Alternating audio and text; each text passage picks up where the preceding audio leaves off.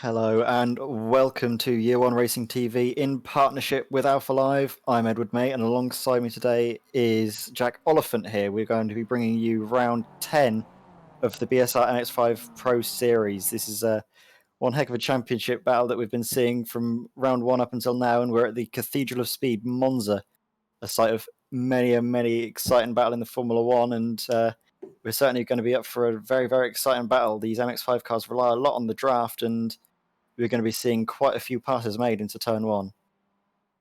Yeah, I'm really looking forward to this one. Hopefully the qualifying won't be as, well, I'd say uneventful as the Formula One was last time round at Monza, but hopefully the draft, everyone sort of gets their turn. It turns out to be about a second, I think you were saying before stream. But by the looks of it, the likes of Dan Hunt, Jamie Ayres, Steve Hefford, Kip Stevens, and Ben Sharp-Lord were the quickest in practice that I saw. So looking forward to this qualifying. Yeah, it's such an iconic circuit and such a fast-paced circuit as well. There's going to be a lot of cars in close proximity going flat out through a lot of these corners in the MX5s. Only a few of these corners you really want to be aiming for, but a lot of course you can get on the power nice and hard, and you're going to have to balance that rear end. These MX5s are quite loose at the rear, as we're seeing the cars coming through to start their practice. We've had 2 minutes of practice so far, not practice, qualifying even, and we've got some penalties to run you through now. There are some guys that won't be out in qualifying, and those are Michael Wortman, Sam McAleer, and Steve Hansford. These are the guys that will be excluded just from this qualifying session. And we have 3 more that are disqualified from this qualifying session, and also have to start from the pit lane for race 2. Those are Vincenzo Amico, Ryan Miles, and Roger Morton. But at the moment we are following Pete Van Gool here, and he's going to be on a very good charge. He's shown that he's very capable in this MX5, and he's going to be hoping for good results at the Challenge Championship battle around. He's not quite up there at the moment, however. It's a very long championship battle. We're only on round 10, and I believe there's 36 rounds in total in this MX5 championship, so anything can and often does happen. Yeah, if you're talking about, a lot of people talk about in racing, you've got to be consistent to be up there, and a 36 round championship, I mean, that highlights how consistent you have to be. I think you were saying before, is it Kip Stevens, who is high up in the championship order? I think he's second, and you said he hasn't even won a race yet. So that shows how sort of consistency can get you up there, especially towards the business end of the championship. Yeah, we can have a run through the points now. We'll start off with the pro standings.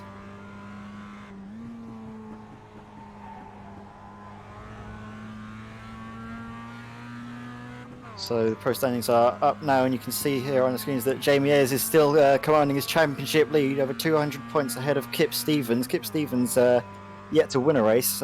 Jamie Ayres has been able to bag 6 for himself. They have Steve Hefford, who finally got his first race win at Brands Hatch last time out. It's very good to see him doing well and keeping up the front there. Then we have Adrian Hendy and Dan Hunt, the driver who's won the most races here, but has suffered a little bit with consistency, which is why he's not quite up the front fighting with Jamie Ayres as we'd like to be seeing. However, this championship is long, and there's plenty of time for Jamie Ayres to start suffering as the championship drags on. And now we have the AM standings here. So we have Andy Maxwell ahead of Charles Kellyman, closely followed by Mick Barry, Craig Jones, and Graham Stack. And you can see that these top 4 here are all very close, all within 100 points. So Graham Stack's dropped off a little bit. However, Graham Stack did get a podium in his in the previous outing, so he should be on track for a very late charge possibly in this championship. And now we're on to the team championships. Momo is leading the way just ahead of Year One Racing, who are currently ahead of Automech Knockhill. Then we have Ronin Simsport Academy, and in 5th place, the Pro-Am guys of Safeguard by Results. So we've run through the championship standings as we're watching the cars go through qualifying, and we're having the same thing of these AM battles. 4 of them very close, and it seems like it's very difficult to call between these 4 guys: Maxwell, Kellyman, Barry, and Jones for this AM championship.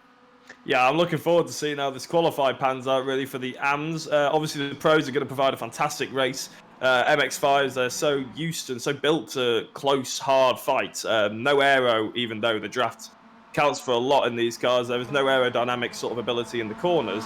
So in terms of wheel-to-wheel racing, the pros are going to give us a real good showing, but the AMs is where the championship's really hotting up at the moment. I'm really looking forward to seeing how they sort of pace themselves between each other, sort of who can get the draft and who can also qualify in amongst the pros as well, and see who can sort of really take the race to one another.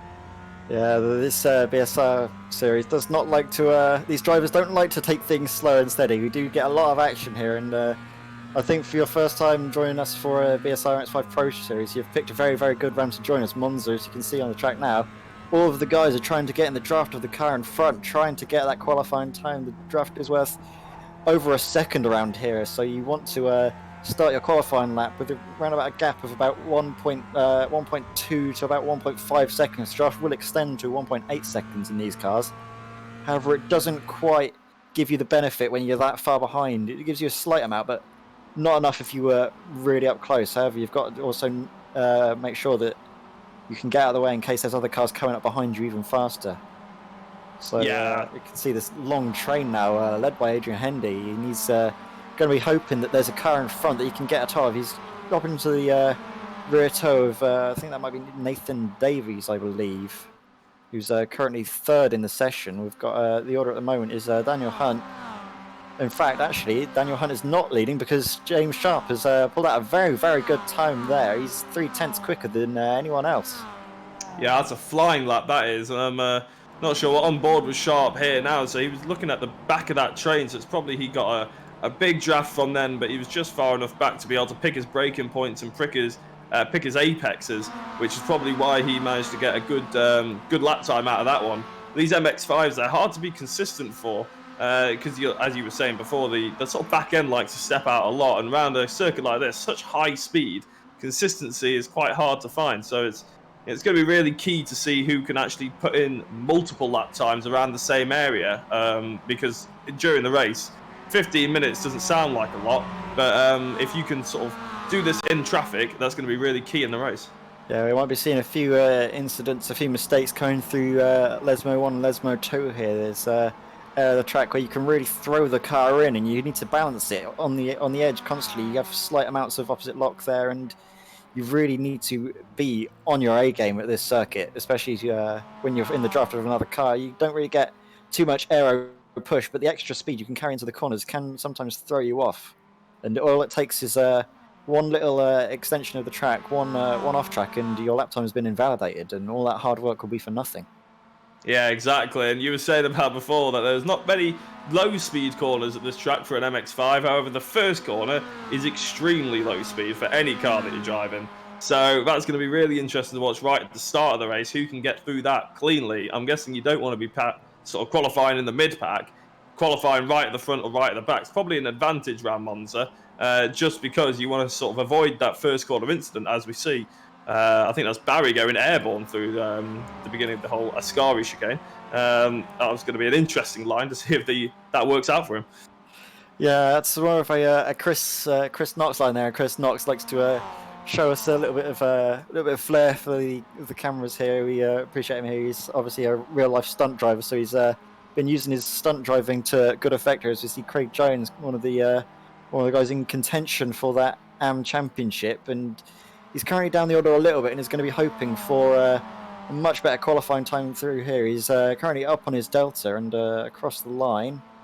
Are we going to see improvement? No, we aren't. So Craig Jones is going to be hoping for a better fortune, maybe a car in front of draft, because you can see that as a result of him not being able to get the draft, he's very much down the order here. Yeah, if we're looking at the Pro Championship as well, if we're looking at Ayres, he's currently down in 9th at the moment, Jamie Ayres, who's currently leading the championship by quite a fair way as well, but currently qualifying down in 9th. Kip Stevens, 2nd in the championship, he's down in 10th. Daniel Hunt, we mentioned before, the most winningest driver, if that is a word, I hear it bashed about quite a lot. He's currently 4th, so it's, in terms of championships, it's all sort of a bit up in the air at the moment. Maybe they just haven't got their draft, maybe they haven't had a car quite close enough to the front. In front of them, but we're seeing some good times now, and we'll see if those 3 or 4 drivers in the championship running get a bit closer to the front. Yeah, definitely. Another driver I want to shine a little bit of spotlight on is Adrian Hendy. He's probably the most consistent driver. He's yet to score a win, but currently in 4th place in the championship with only a podium to his name.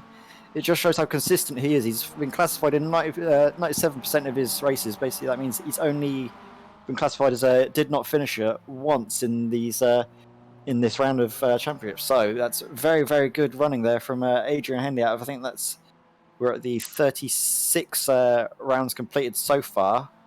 So that's incredible work, and that's just a testament to the way this championship likes to promote clean and consistent racing, as well as very, very quick racing. Yeah, well, we touched upon before about how MX5s love to be sort of door-to-door action, wheel-to-wheel, front nose going to gearbox and all that sort of thing. But in terms of finishing safely, that's more important than just going all out for the win, even in a short 15-minute sprint race like this. But I always love sprint racing. I always actually prefer it to endurance racing for the fact that I think we're going to see some really good moves, hopefully clean moves. But everybody's going to be wanting to score as many points as possible. We've got 4 races today. So, you know, there are going to be a lot of opportunities for podiums. Hopefully some people are a bit more sensible in the first 2 races. Yeah, however, this track does like to throw the cat amongst the pigeons, especially that we've been talking about trying to get consistent finishes, trying to stay out of trouble. I don't think you can really stay out of trouble around this circuit. Trouble will seem to find you wherever you go, wherever you turn. Turn 1 is obviously infamous for lap 1 incidents, and we're going to be hoping that we can have a very good and fair battle into turn 1 from these guys. We'd never like to see big incidents, but we obviously have the ability to have safety cars called throughout these races. The admins, if they see a large incident, they can throw a safety car, which will bunch the pack right up and ensure that any guys that were involved in incidents can get back safely without any further incidents, of course. Yeah, we're on board here with Jamie Ayres as well, and he's looking to be in the tow of the driver ahead, which may really help him here. I think the car looks very similar. I imagine they're probably teammates, although I can't quite figure out who the car ahead of is. Yes. Oh, of course it is. Yeah. Steve Hefford, straight ahead. He's 3rd in the championship at the moment. So, yeah, by the looks of it, Ayres is getting a bit of a tow here off Hefford.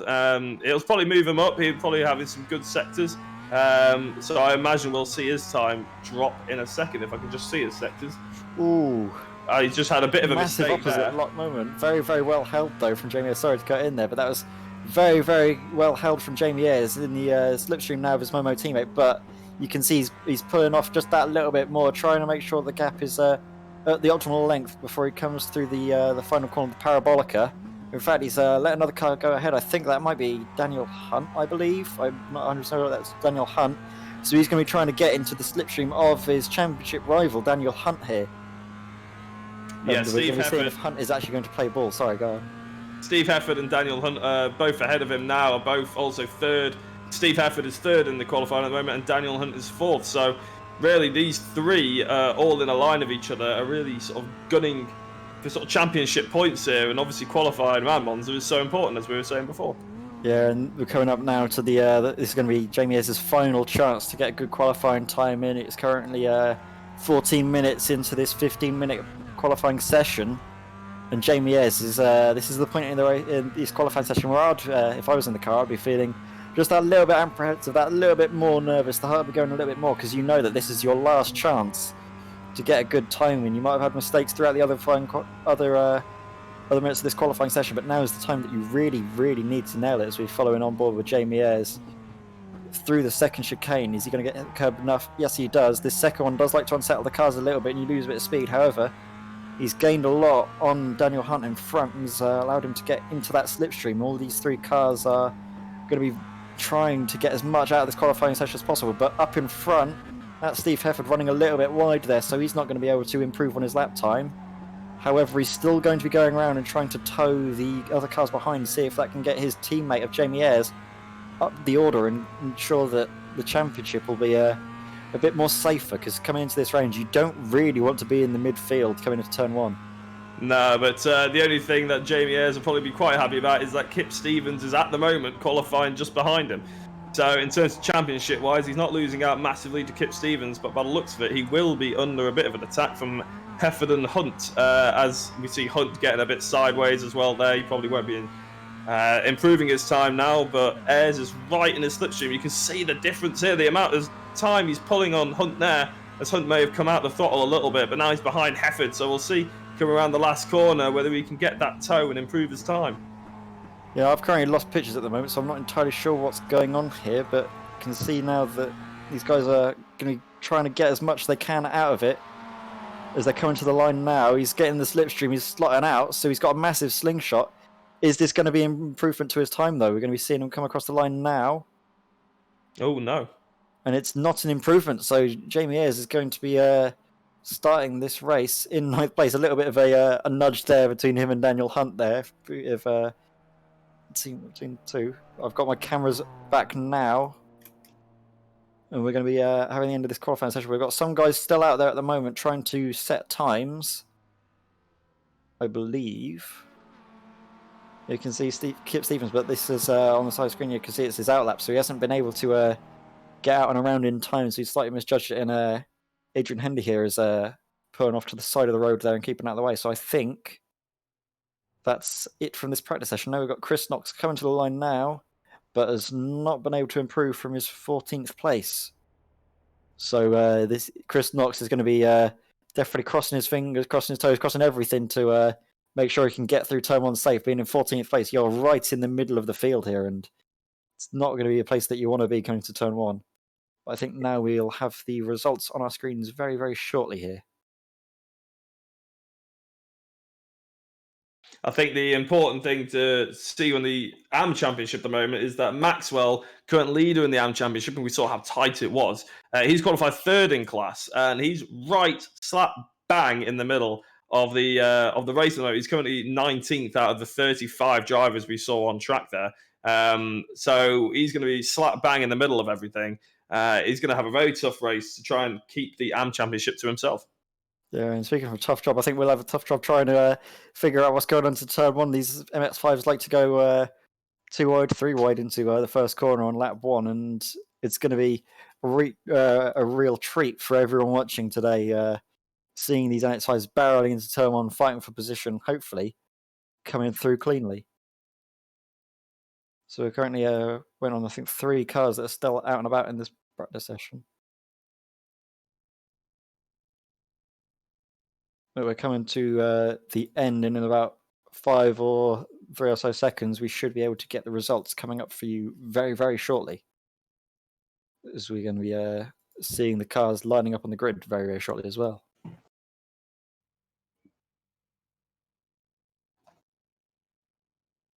So the grid is up and on the screens, and it was James Sharp who managed to get the pole position ahead of Stephen McAleer, Steve Hefford, Daniel Hunt, Matthew Emery, Nathan Davis, Pete Van Gool, Ben Sharp, Jamie Ayres, Kip Stevens, Aaron McGregor, and Adrian Hendy round out the top 12. Then we have Dave Chapman, Chris Knox, Cesaro Rizzo, Martin MJ Sampson, who managed to get the podium in AM. Then we have Steve Cooley, David Ward, Andy Maxwell rounding out the AM podium. Stuart McAleer, Ryan Main, Rob Graham, Joe McDonald, and Mick Barry. And we're going to run through quickly Ralph Cullinan, Phil Reagan, Craig Jones, Graham Slack, Vincenzo Amico, Sam McAleer, Michael Wortman, Charles Kellyman, Ryan Moles, Roger Morton, and Alan Toon are the total grid order. But now we're seeing the cars lining up on the grid. I believe everyone is currently at the grid now. I think we might be waiting on one more, seeing the cars pop in formation.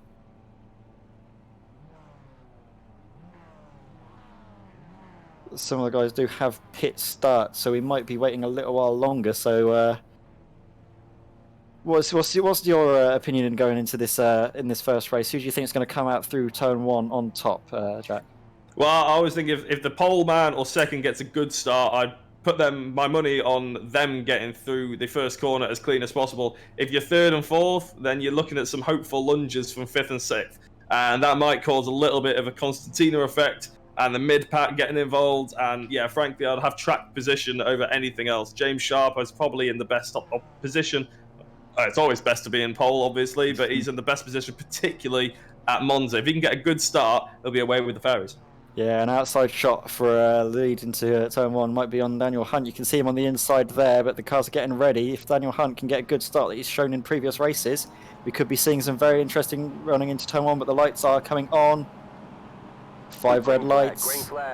And they're out and off they go. That's an amazing start there from our pole sitter. An absolutely rocket ship start. But you can see now, is that Steve Hefford getting the run on the McAleer driver there. We're going to be seeing them go to turn 1. Is he going to be able to make it around the outside? We can see that pole sitter James Sharp is off and clear. And that's a very, very late braking manoeuvre from Steve Hefford there. Almost getting into the back of James Sharp there. But he's managed to slot back into 3rd position. The cars are being incredibly well behaved here through turn 1. Going to be touching wood on that one as we've seen the cars get very, very close. Slight nudge there, but it's nothing too much there. I think that was Sam McAleer just getting a slight touch there. But our race leader James Sharp has gotten away very, very well, just ahead of Stephen McAleer and Steve Hefford, currently 2nd and 3rd.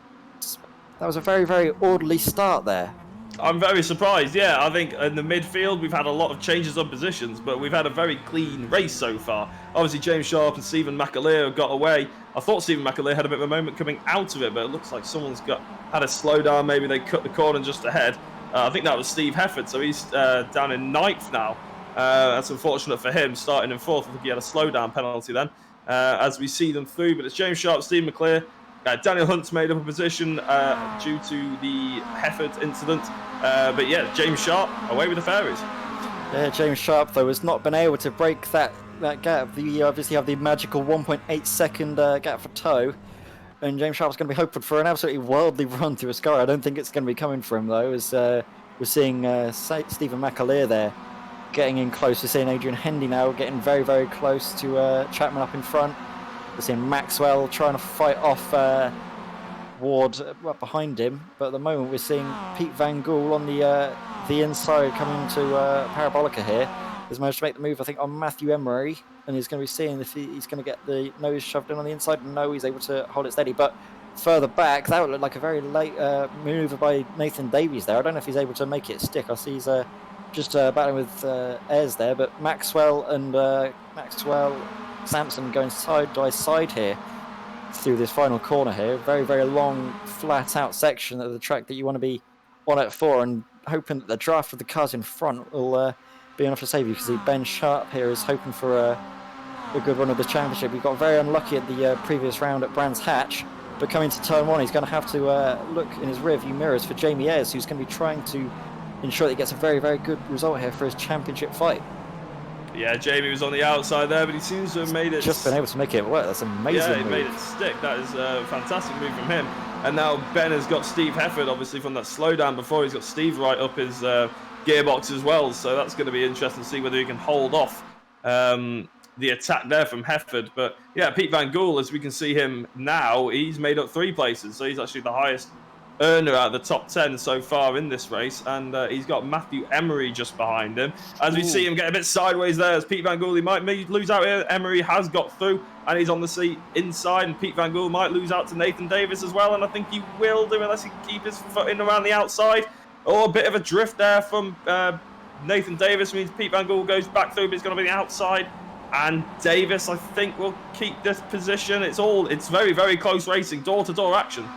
Yeah, I think we can see Pete Van Gool's going to be getting the run through this first Ascari, and he's also getting the draft of Matthew Emery in front. So Nathan Davis has gone from thinking he can get a position to maybe losing it. You can see he was trying to get the opportunistic move when Matthew Emery got through on Van Gool.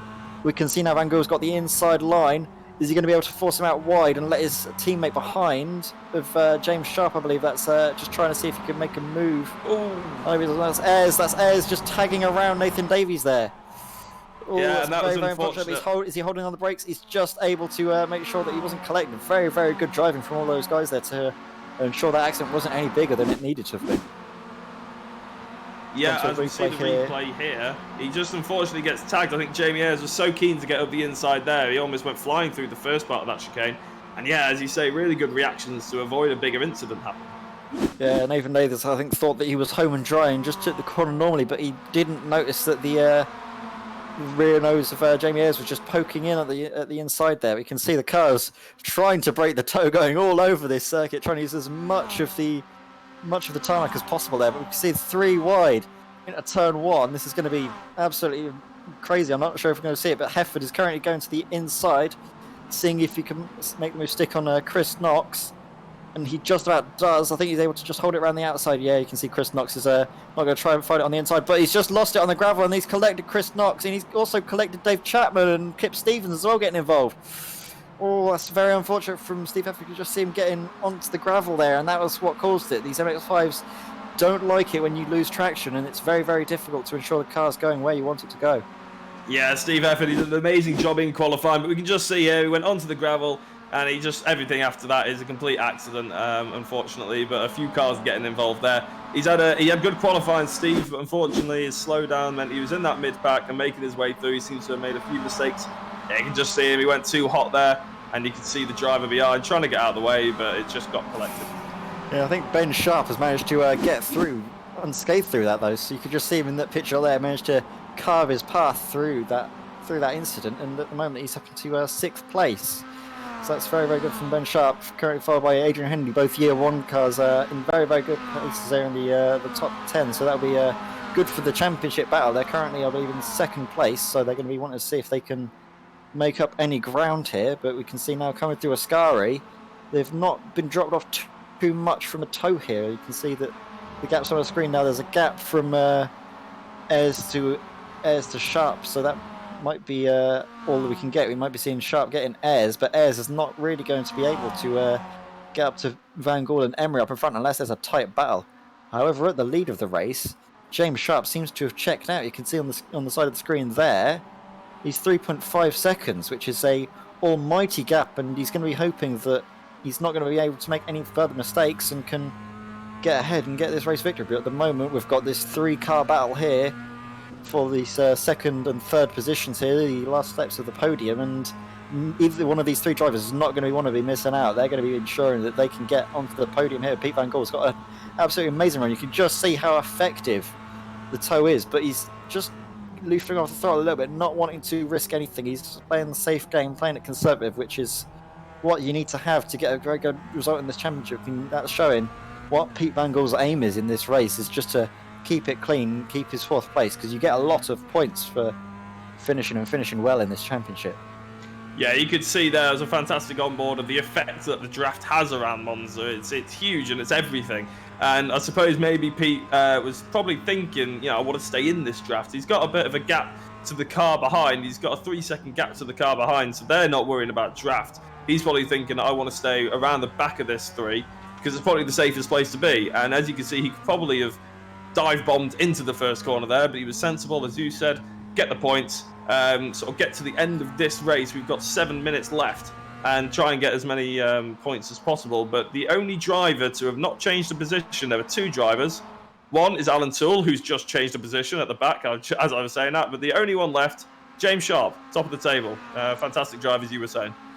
Yeah, and obviously these guys are racing hard, but it's not for nothing. It's for the championship. But to shine a light on this championship, we can see that Jamie Ayres is ahead of his championship rival, and guy in 2nd place is Kip Stevens. He's down in 19th place. Kip Stevens has had a very unfortunate run of things here. Currently dropped 9 places from his original starting place of 10th, and that's going to be good news for Jamie Ayres there, who's currently in 5th place. Going to be hoping that he can get through this race, try and fight off the year 1 cars in the back of the shot there that are harrying him and trying to get by and ensure that he can bag some good points. It doesn't matter if he loses these 2 positions, because he knows that he's got a very, very good chance of making a lead as long as nothing bad happens here. As we see Jamie Ayres going to the inside of not Jamie Ayres, that is Ben Sharp going to the inside of Ayres through the parabolic, running a little bit wide, might be getting an off track there, but he's just using it to his advantage to make sure he can get a good enough run, see if he can be safe coming into this first corner. However, you can just see the effect of the draft now. Jamie Ayres really up to that rear bumper of Ben Sharp here. Is Jamie Ayres going to make the move, though? We're going to be seeing what his order is, and he's actually going for a bump draft here. He's pushing Ben Sharp up in front to see if he can catch up to these guys fighting for a podium. Yeah, I think that's an interesting tactic, but he's clearly thinking, although they're not teammates, he's clearly thinking, yeah, I want to be part of this year 1 team. I think he wants to be want these 3 drivers to catch up to the next 3. Everywhere you look, there's a battle apart from in 1st place. This battle for 2nd, this battle for 5th, and obviously a big train behind, and including the battle we're on board with Chapman now, in what looks like a 6 or 7 car battle for, I believe this is 8th place. 9th. I think goes up to 8th place. You can see it Eight. goes from Rizzo to Maxwell to Sampson to Knox to Ward to Main to Chapman. So that's one heck of a large battle here. As you can see now, that's Rizzo in 8th place, making a mistake coming into the turn, just not getting on the brakes enough, and as to go across, gets a slowdown. He loses an absolute barrel full of positions there. Yeah, and that's allowed the two ahead, Sampson and Maxwell, the two AM drivers, to maybe pull away a little bit. Rizzo's still 9/10. He's within that drafting sort of area, but these two are the leading AM drivers at the moment. And Maxwell, well, we said he qualified 3rd in class, but he's managed to get his way up to the highest placed AM position. So he's currently leading the AM class. As we see Hunt now, this is the battle for 2nd. He's got all his way through. Emery and Pete Van Gool behind him as well. So yeah, this is a very interesting battle for 2nd. And will these guys be able to catch up Sharp? They've gained a little time on him. Yeah, they have gained a little bit. However, you can just see that Hunt is going to have to go very, very defensive, maybe into parabolica, but they are trying that bump drafting technique, and it has managed to allow them to gain time on James Sharp, as you were mentioning. I don't know if it'll be enough, though. There's still 4 minutes to go now, just gone to 4 minutes to go of this race. I don't know if by bump drafting they're going to be able to make up that amount of time. James Sharp has just had a commanding opening few laps, kept out of trouble, and as a result has managed this very impressive lead. But in the background now we can see the year one sandwich, Sharp, Ayres and Hendy all together in the background. Maybe not working together as much. We can see the bump drafting come to effect here.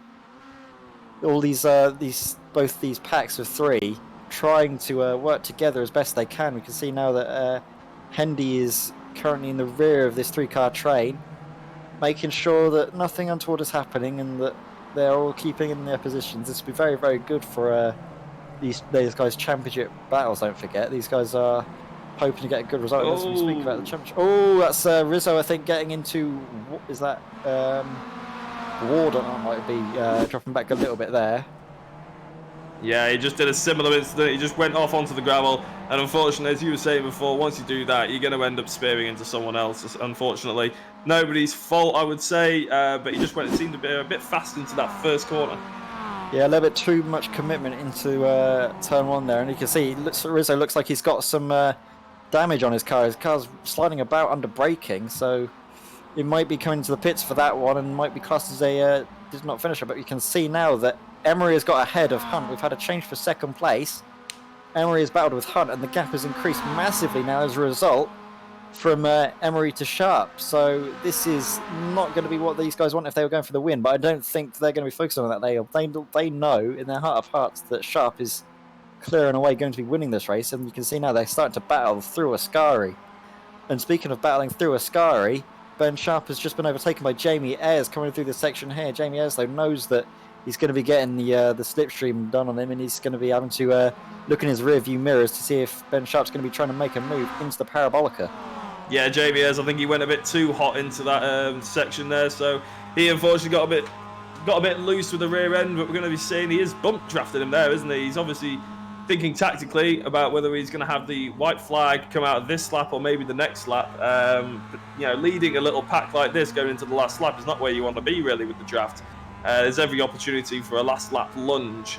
So it's going to be interesting to see how these guys play it. But I think Ben Sharp's probably not too bothered that he lost that position, as we can see him tucking in behind Ayres now.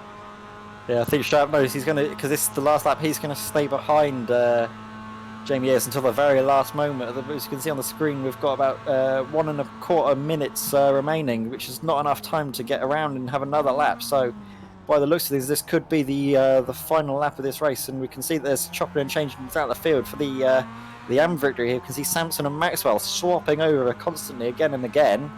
You see Hunt and Emery have also been swapping around again and again and again, coming through Curva Grande here.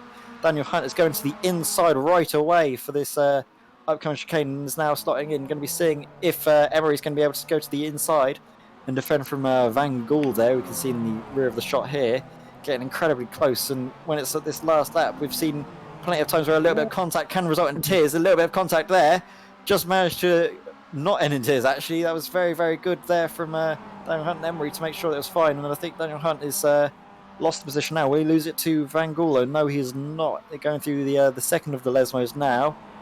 But Hunt is in the driver's seat now. He can command when he makes his manoeuvre. He's in the draft, and when you're in the draft in these MX5s, there's not much you can do when you're the car in front to defend, especially when the car behind has so much overspeed for these long straightaways. Yeah, I think the battle for second and the battle for fifth is going to go 3 wide into the Parabolica, which is going to be a sight to see. But all 3 cars are going to be able to want to get on that inside line as we see him defending into a Ascari complex now.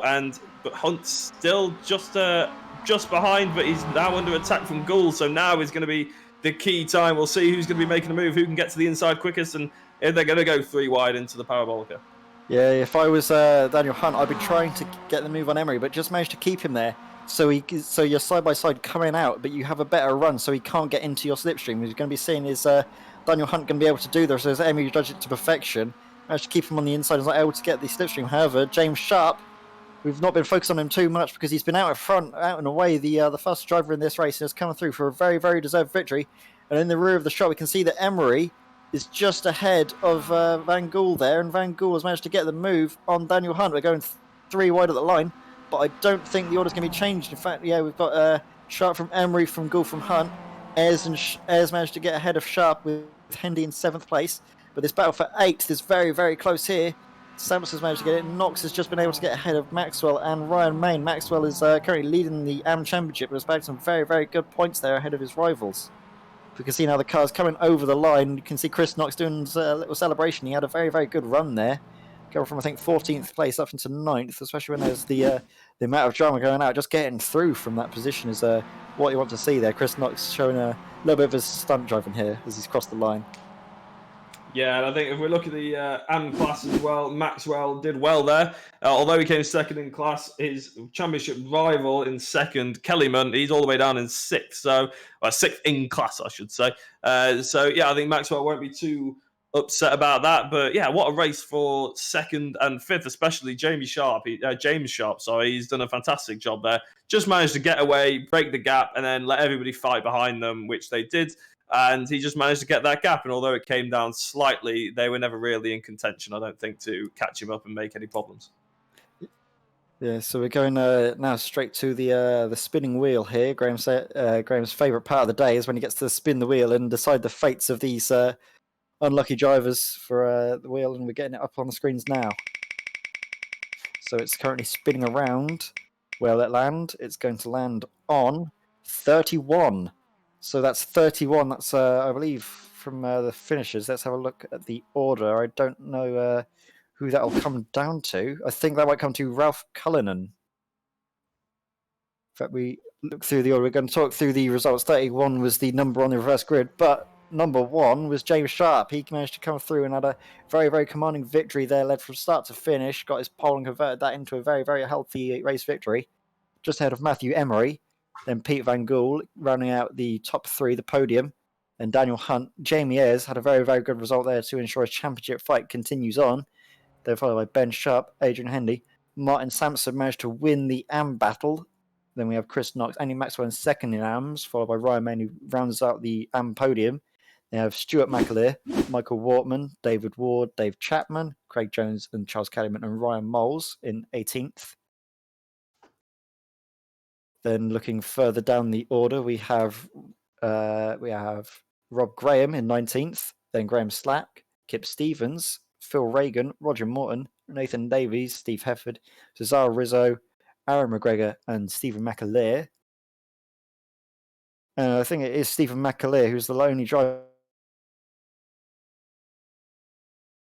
Yeah, I think McAleer is probably the only driver. Well, we see a lot of lapped cars there. I think they're probably the ones that either retired early or didn't manage to finish. It was a fantastic race to see from all aspects of the grid. And yeah, I think we're looking at a strong race for race 2. I'm just going to find out, I think, what the reverse grid is.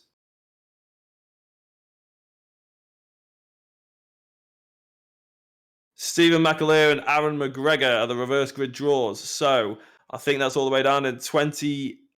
Yes, that's 28th. So he's going to be starting on pole, I believe, and it's going to be reversed from there. So we'll see the likes of James Sharp down in 28th and Matthew Emery, Pete Van Gool, and Dan Hunt just leading up there. So that really exciting battle we saw for second is going to be having to fight through the pack, which is going to be awesome. I think it's Ed. I think we've lost Ed very quickly. So yeah, if you enjoyed the race, then by all means share, give a comment, say hello, and yeah, look forward to race 2, which will be coming up as soon as we can jump in.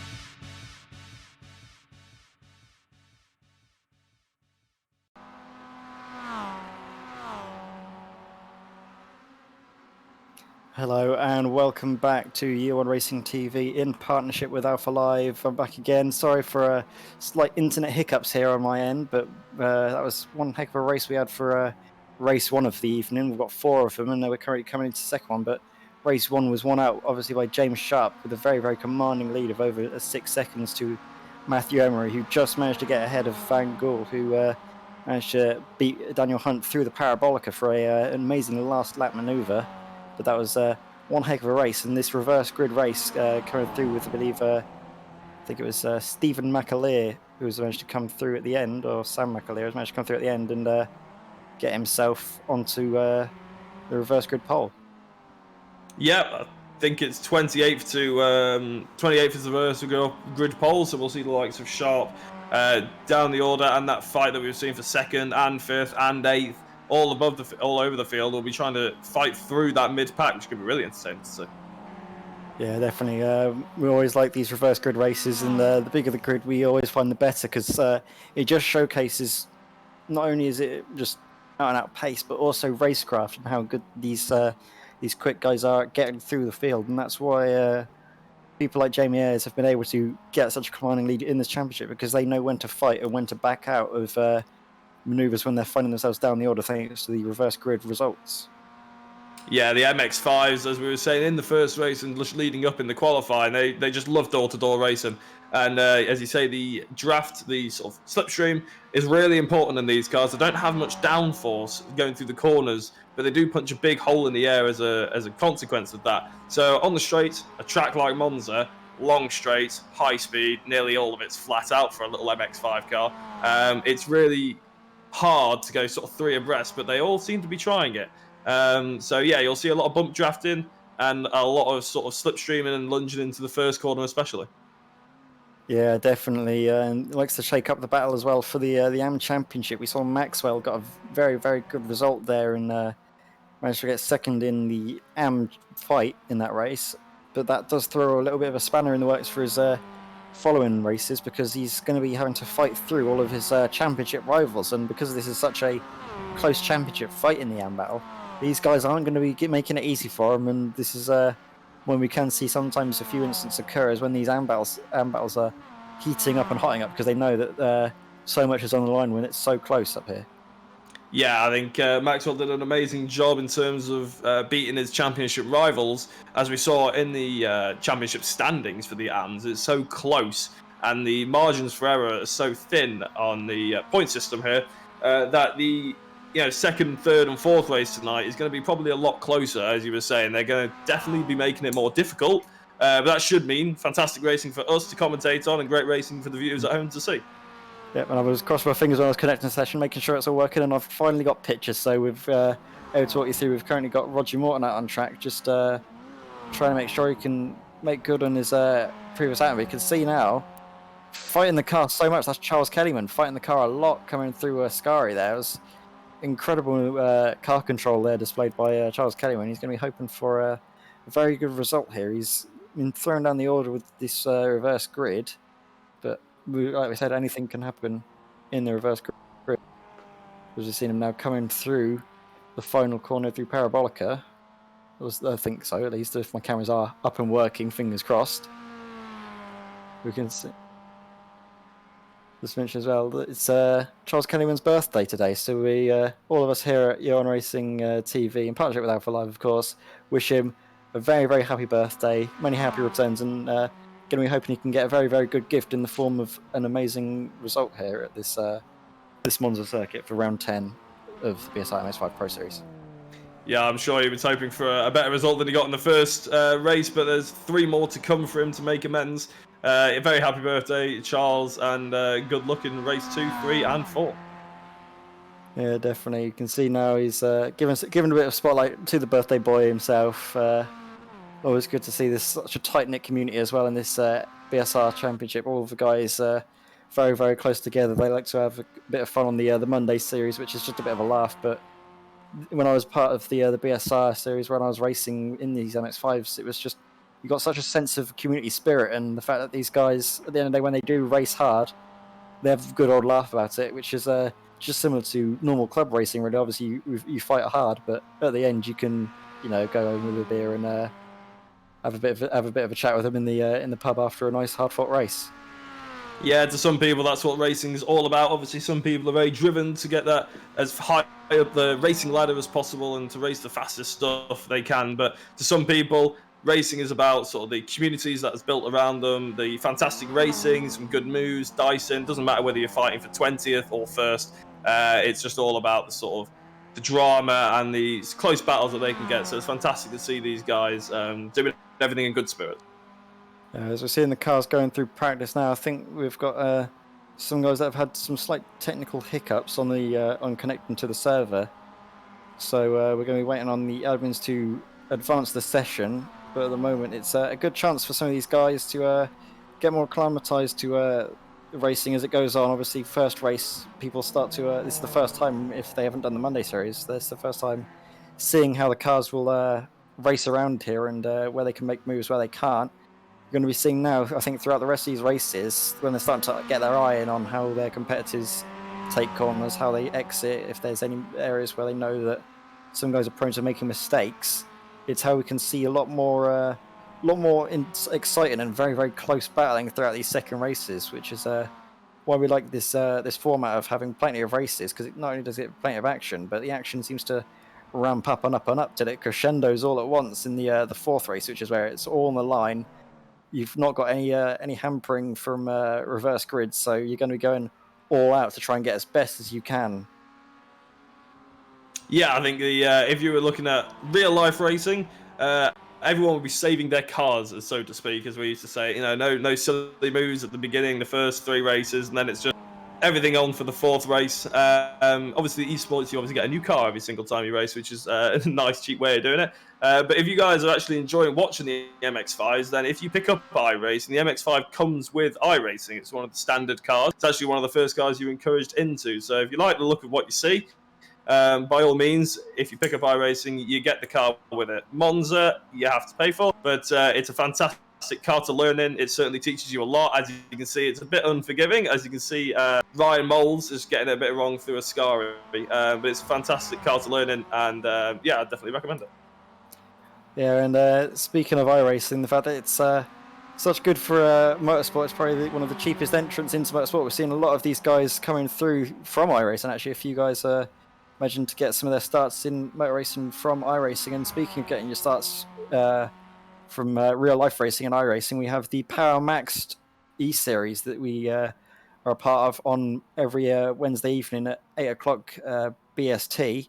So stay tuned to that. The ultimate prize for that is obviously a paid entry into Ginetta Super Cup, I believe, which is definitely going to be something that the guys will be wanting to get for in that series. And it's just a testament to how iRacing is becoming more and more validated in terms of esports. But we're now seeing that they've advanced the session, and soon enough we should be able to run you through the grid order. In fact, soon enough, here we have it. Stephen McAleer is on pole from the reverse grid, just ahead of Aaron McGregor, Cesar Rizzo, Steve Hefford, Nathan Davis, Roger Morton, Phil Reagan, Kip Stevens, Graham Slack, Rob Graham, Ryan Moles, and Charles Kellyman in 12th.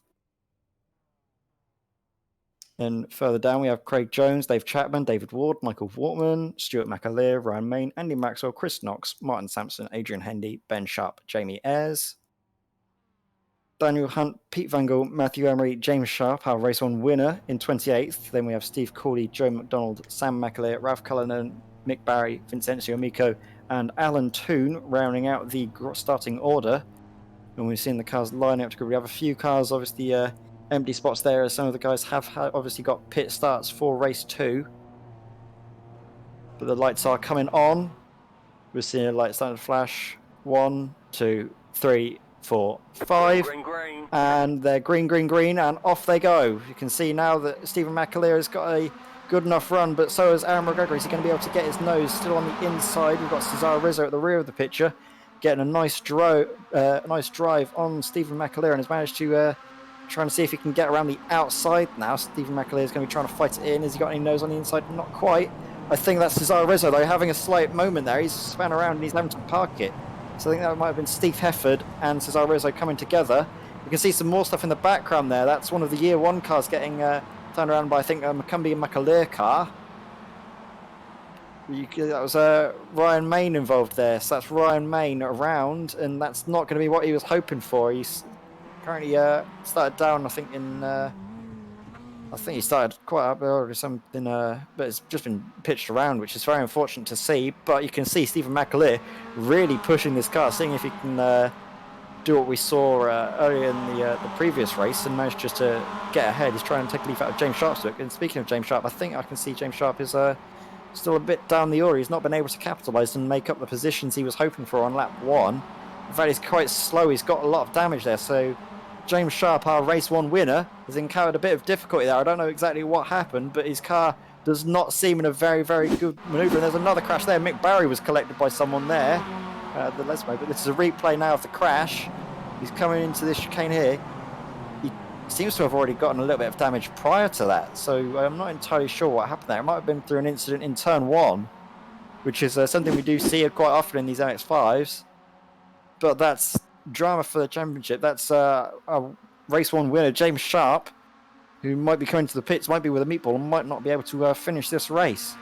But at the moment, we can see at the front of the shot here, Nathan Davies has made up a good few places. He's up 3 into 2nd place, just ahead of Aaron McGregor, and Nathan Davies is going to be hoping to get into the slipstream of Stephen McAleer and run off. But we can see Kip Stevens now trying to make up for his unfortunate result in race 1, trying to keep his championship hope alive. He's currently in 4th place.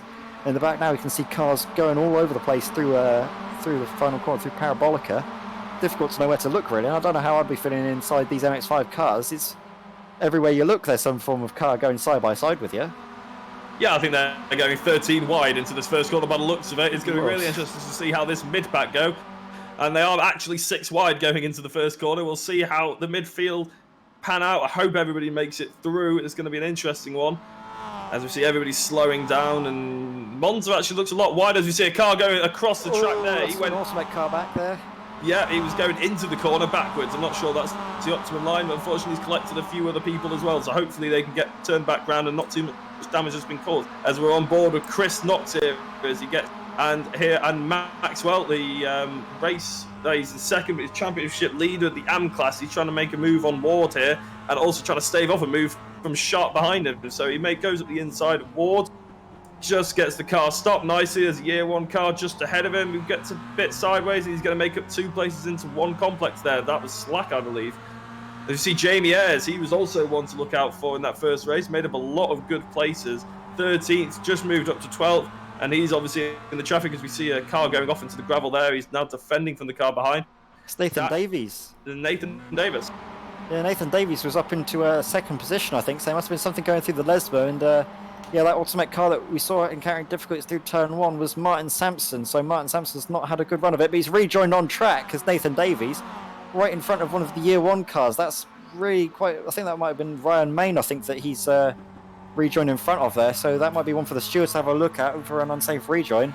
But at the moment, we've got Charles Kellyman in 6th place, fighting in the AM battle with these AM battles. 4th, 5th, 6th and 7th are all AM drivers. They're going to be fighting for championship bragging rights, championship positions, and they've got pro drivers that are coming up through them as well. We've got Ben Sharp here at the rear of the picture there, you can see. He's going to be seeing if he's got a way he can look through here. We've got Chapman as well, who's going to be trying to see if there's any way through. But at the moment, it's Phil Reagan is having to defend a little bit from Kellyman, but Kellyman's got such a good run coming out of the Parabolica here that I don't know if Reagan's going to have any answer to him. You can see obviously that Kellyman's getting into the draft of the car ahead there, but now that draft has gone in the favour of Phil Reagan, and Reagan has managed to get ahead of Kellyman coming into the braking zone. Is he going to defend the inside? No, you can see that Kellyman's just slotting into the rear there, and they're going through in the same order they started. So the draft really chops and changed. We can see Ben Sharp now making his moves, making his positions. We've got Stuart McAleer here as well, who's been always a little bit through these first few laps, but has managed to keep his nose clean for the most part, and has managed to make up a good few positions here. Yeah, it's good. Been good racing all around at the moment so far. I mean, I think the first corner incident we had on lap 1 is what we were expecting in race 1, and you know, it was probably a bit overdue there. But we see Daniel Hunt trying to make moves up to get further up the order. He's gone from 14th. He's up the inside of slack, I believe, and he's managed to make that move stick around the outside there, and that sort of concertina effect behind them as more cars now are sort of lumping together as they're going 2 abreast and 2 rows. It looks like a green flag lap, but a lot more angry. As we see now, all 6 cars in that pack, sort of going together, and we see out front is Chris Knox, Slack, McAleer, Wortman, and Hendy, all fighting for position. And Ed, your guess is as good as mine. Who's going to come out of this lap, Ed? Yeah, you mentioned this looks like a green flag lap, but a lot of these drivers might be seeing red. They're in intense battling here. You can see that they're defending. These cars looking to the inside. It's very difficult to see because all these MX5s are coming through. It's hard to sort of pinpoint that manoeuvre. You can see there that McAleer has just managed to get through on Graham Slack now, but Graham Slack's going to be seeing if he can get a run through Ascari. He's going to be able to get into the slipstream. He's got a good run coming out of here. We should be seeing Stuart McAleer. Is he going to try and make a manoeuvre into Parabolica here? We're going to be seeing it now. He's going to the outside, making his intentions known very, very clearly right off the bat. Going to be seeing if you can force McAleer now to take a tighter line. That means he loses out the speed coming down this long start-finish straight. See Graham Slack going a bit wide. He's going to try and get a late apex. He's not quite able to. He's carried just that a little bit too much speed in. And as a result, that's allowed Michael Wortman just to come on through and get to his inside. But the slipstream is going in the favour of Graham Slack once again. And I believe Graham Slack will be making that stick. Craig Jones is in a battle now. We're going to see if he can make a move on Phil Reagan there. It's currently the slipstream of Jamie Ayres. Is he going to be able to make that move stick? We can see Reagan there just down the inside. I don't think Jones is going to be able to make it stick around the outside. No, he's not got the overlap into the right, into this left-hander, and as a result, they're going as they were, as you'd like. Reagan just ahead of Jones, just ahead of Maxwell, but Maxwell is going to be on a massive charge. He's very, very quick at this stage of the race. Got a little bit of damage to the rear of his car there, but that shouldn't be affecting his top-end speed. You only really get that if the front of your car has been formed away. The rear is sort of just there, more for show rear. It doesn't affect too much the performance of the car if you get a knock. Sometimes you can be unlucky enough to get suspension damage, as you see Dave Chapman's suspension working overtime as he assaults these curbs very, very hard, trying to get up to this podium position and trying to get ahead of Rob Graham, who's doing very, very well, the AM driver, up 7 positions actually from his starting position, and is currently seeing himself in a podium position. I think that was someone there exiting stage left there, but was exiting stage right. I can't quite see who that was. Kip Stevens, actually. He seems to have gone down. He's still falling down the order, still falling down the order. So, second place man of the championship, Kip Stevens, has unfortunately lost a lot of ground here, as we see. Maybe just takes too much speed in. I think he got a hardware issue. Yeah, I think he just ended up flying off there. Unfortunately for Kip, he's now all the way down in 27th, 28th, 29th, and still falling. Yeah, he's had to be towed back to the pits, I think. Hardware issue. He's still sat there, in fact. And that's going to be absolutely gutting for Kip Stevens' championship hopes. He was second place going into this, but I can hazard a guess that maybe coming out of this this round 10 at Monza that he won't be there come the end of it. I think that's given a breath for Jamie Ayres, though. He's currently in 7th place, to see that his closest championship rival has encountered issues, and as a result, that means that Ayres can maybe take things a little bit early. You can see him at the rear of the picture here, just behind Ben Sharp now, just knowing that he can take things a little bit safer and ensure that he can get good points. All he needs to do really is finish in these top 10 positions for the remainder of this this meeting, and you can see that his lead will be certainly a large mountain for these guys to climb, because Ben Sharp has managed to do the fastest lap of the race of 13.6, not quite the times we were seeing in qualifying, which were in the 12-second range, but still that's a very, very good time in race trim, especially when you're having to battle and defend constantly. But you can see he's made the move stick as he's going to got the overlap a little bit, but no, he's managed to make the move stick, and he's gotten ahead of Charles Caliban there, the optical driver teammate, obviously, to current leader in AM, Andy Maxwell. You can see he's there. Ben Sharp's going to be making the moves again, even further. He's made one position, and instantly he's got a slight say on the other. He's not pacing himself. He's going hard charging, seeing that there's a podium position up for grabs for Ben Sharp, and has he made the move to stick? Has Rob Graham got any form of overlap? He's got a slight amount of overlap. Ben Sharp gives him the space. Very, very good racing, but Ben Sharp managed to carry so much speed. Ben Sharp has managed to gain 19 positions. Jamie Ayres has gained 18, but 90 positions is very, very good showing, especially from being so far down and having to battle your way. The track like this, where the draft is so dependent, once you make one move, you see Kip Stevens still pulled off the side of the road. That's a very, very sorry sight to see. The second place man in the championship might not be for much longer. In the rear of the shot there, there's some drama going on through the second Lesmo. Cars going everywhere. They're not holding the brakes enough, and there's cars just barreling in there. I don't know if they noticed the yellow flags or anything, but they're really just chucking it in. Yeah, that was unfortunate to see. We don't really know what happened there. I'm sure we'll maybe get a replay, but that's Andy Maxwell all the way down the order now. That's a disaster for him in terms of championship points. Now, Kellyman is still up in 7th place overall. We'll see maybe the incident here.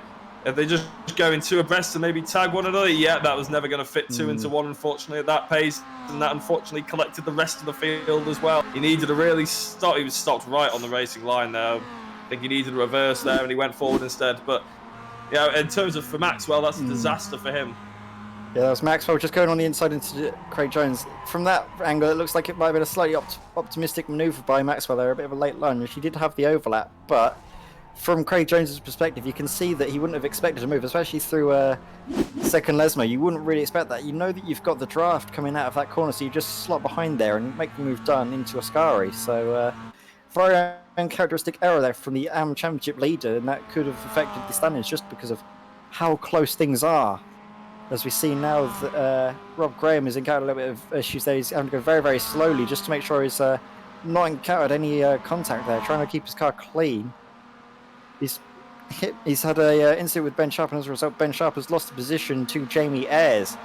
And even as a result of that, they've all lost time to Dave Chapman up in front, a relative newcomer to this BSR MX5 Pro Series. Saw him at the, I think, 8th round at Zandvoort, where he made his first appearance.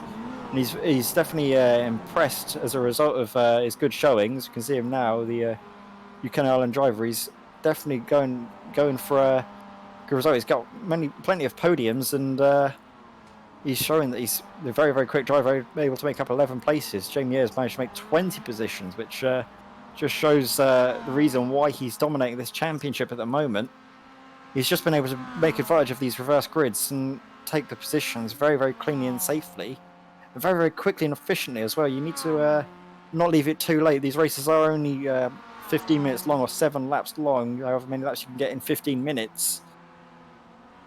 And as a result, if we're looking at the other championship contenders as well, sorry to interrupt there, I just realised that Hefford is all the way down in, I just lost him, 20th place, and Kip Stevens obviously we've seen with hardware issue in 31st, so Jamie Ayres is going to come out of this race especially an extremely happy man wherever he finishes in the top 10.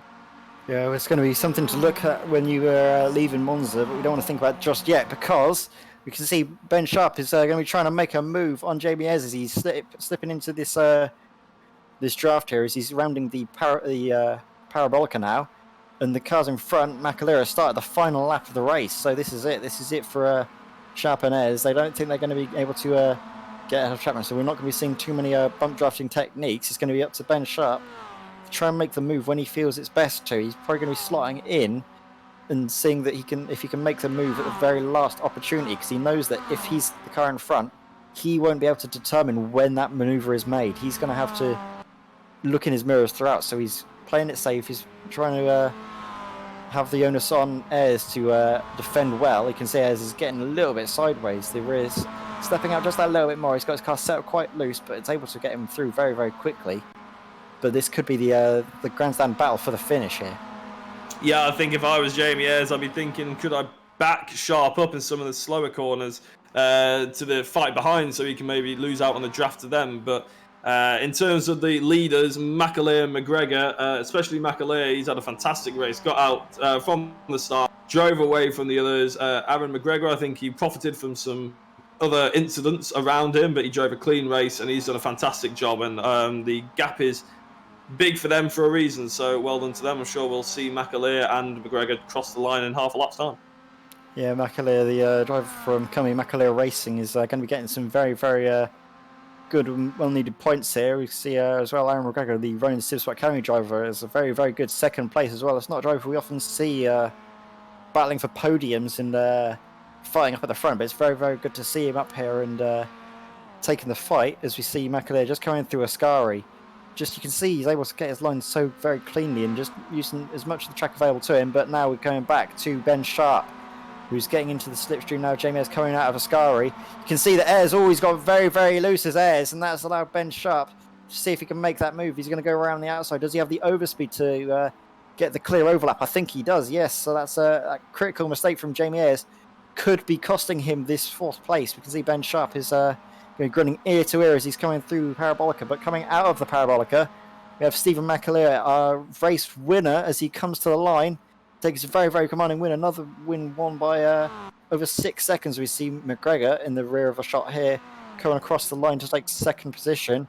Jamie Ayres and Sharp, though. Jamie Ayres is getting a run on Ben Sharp, but I don't think that's enough. No, Sharp has just got ahead of Jamie Ayres in the rear of the shot there. We can see Chris Knox doing a little bit of a 360 spin there. I don't know if that was won by him or if it was help from anyone, but Jamie Ayres, that was 5th place. That's going to definitely help him in his championship fight, considering his nearest rival, Kip Stevens, was classes did not finish, I think. Yeah, it's a very interesting race there in terms of championship points-wise. All over the board, there's some interesting manoeuvres and finishing results, shall we say. But a big shout-out to Dave Chapman, Ben Sharp and Jamie Ayres and Daniel Hunt. Over the course, they made up nearly 20 places each. Chapman made up 11 to round out the top 6 from 3rd to 6th. So a fantastic race from them from the midfield, and really shows the class of the field, really, I suppose. But a really good race for the AM class as well. Obviously, Maxwell had a bit of an off. That's profited for Kellyman. But yeah, it bodes well for the 3rd race.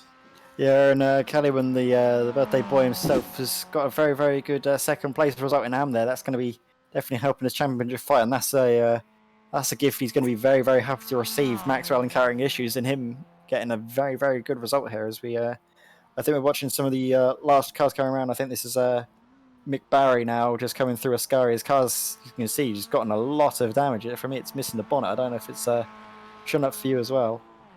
But while we're waiting for this, we are going to have Graham pull up the spinning wheel here, and going to be seeing who's going to be the lucky winner of Reverse Grid Pole.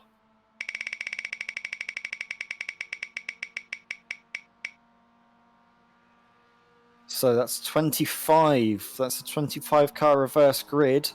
As we're watching Mick Barry come around this final corner now, his car's definitely seen better days, but it's good to see him taking it through to the line regardless. It's what we like to see in this championship, the spirit, just to get through to the end and bag some points. Even if you're going down in 28th place, it's what you need to finish running this championship. So the results are up on our screens now, and it was Stephen McAleer with 6 seconds margin ahead of Aaron McGregor in 2nd place. Then it was Dave Chapman rounding out the podium. Ben Sharp and Jamie Ayres had a very, very good fight, but it was Ben Sharp that managed to come out on top at the line. Very, very close gap. I think it was 0.05 of a second.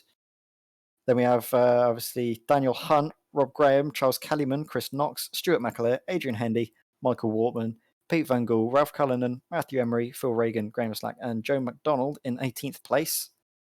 We have Cesar Rizzo, Craig Jones, Steve Hefford, Vincenzo Amico, Andy Maxwell, Ryan Moles, Roger Morton, Steve Corley, Martin Sampson, and Nathan Davies. And then we have Mick Barry, David Ward, Kip Stevens, Ryan Main, Sam McAleer, James Sharp, and Alan Toon. But we can see on our screens now that it was Roger Morton who has been the lucky winner of this reverse grid poll. And we're going to be seeing if the AM driver can convert his fortune into a very, very good result here. Roger Morton has had a bit of unlucky. I think he started from the pits, but now he won't have to worry about that. It was only for race 2, so race 3 he can take that position. So coming now into race 3, we've got a very, very tantalising battle from these AM guys who are going to be all fighting throughout the field. Roger Morton, Ryan Moles, and Andy Maxwell. Maxwell is going to be hoping for a much better showing than we saw from him in this second race. But we will leave you now, and we will come back very, very shortly. Stay tuned on Year One Racing TV in partnership with Alpha Live.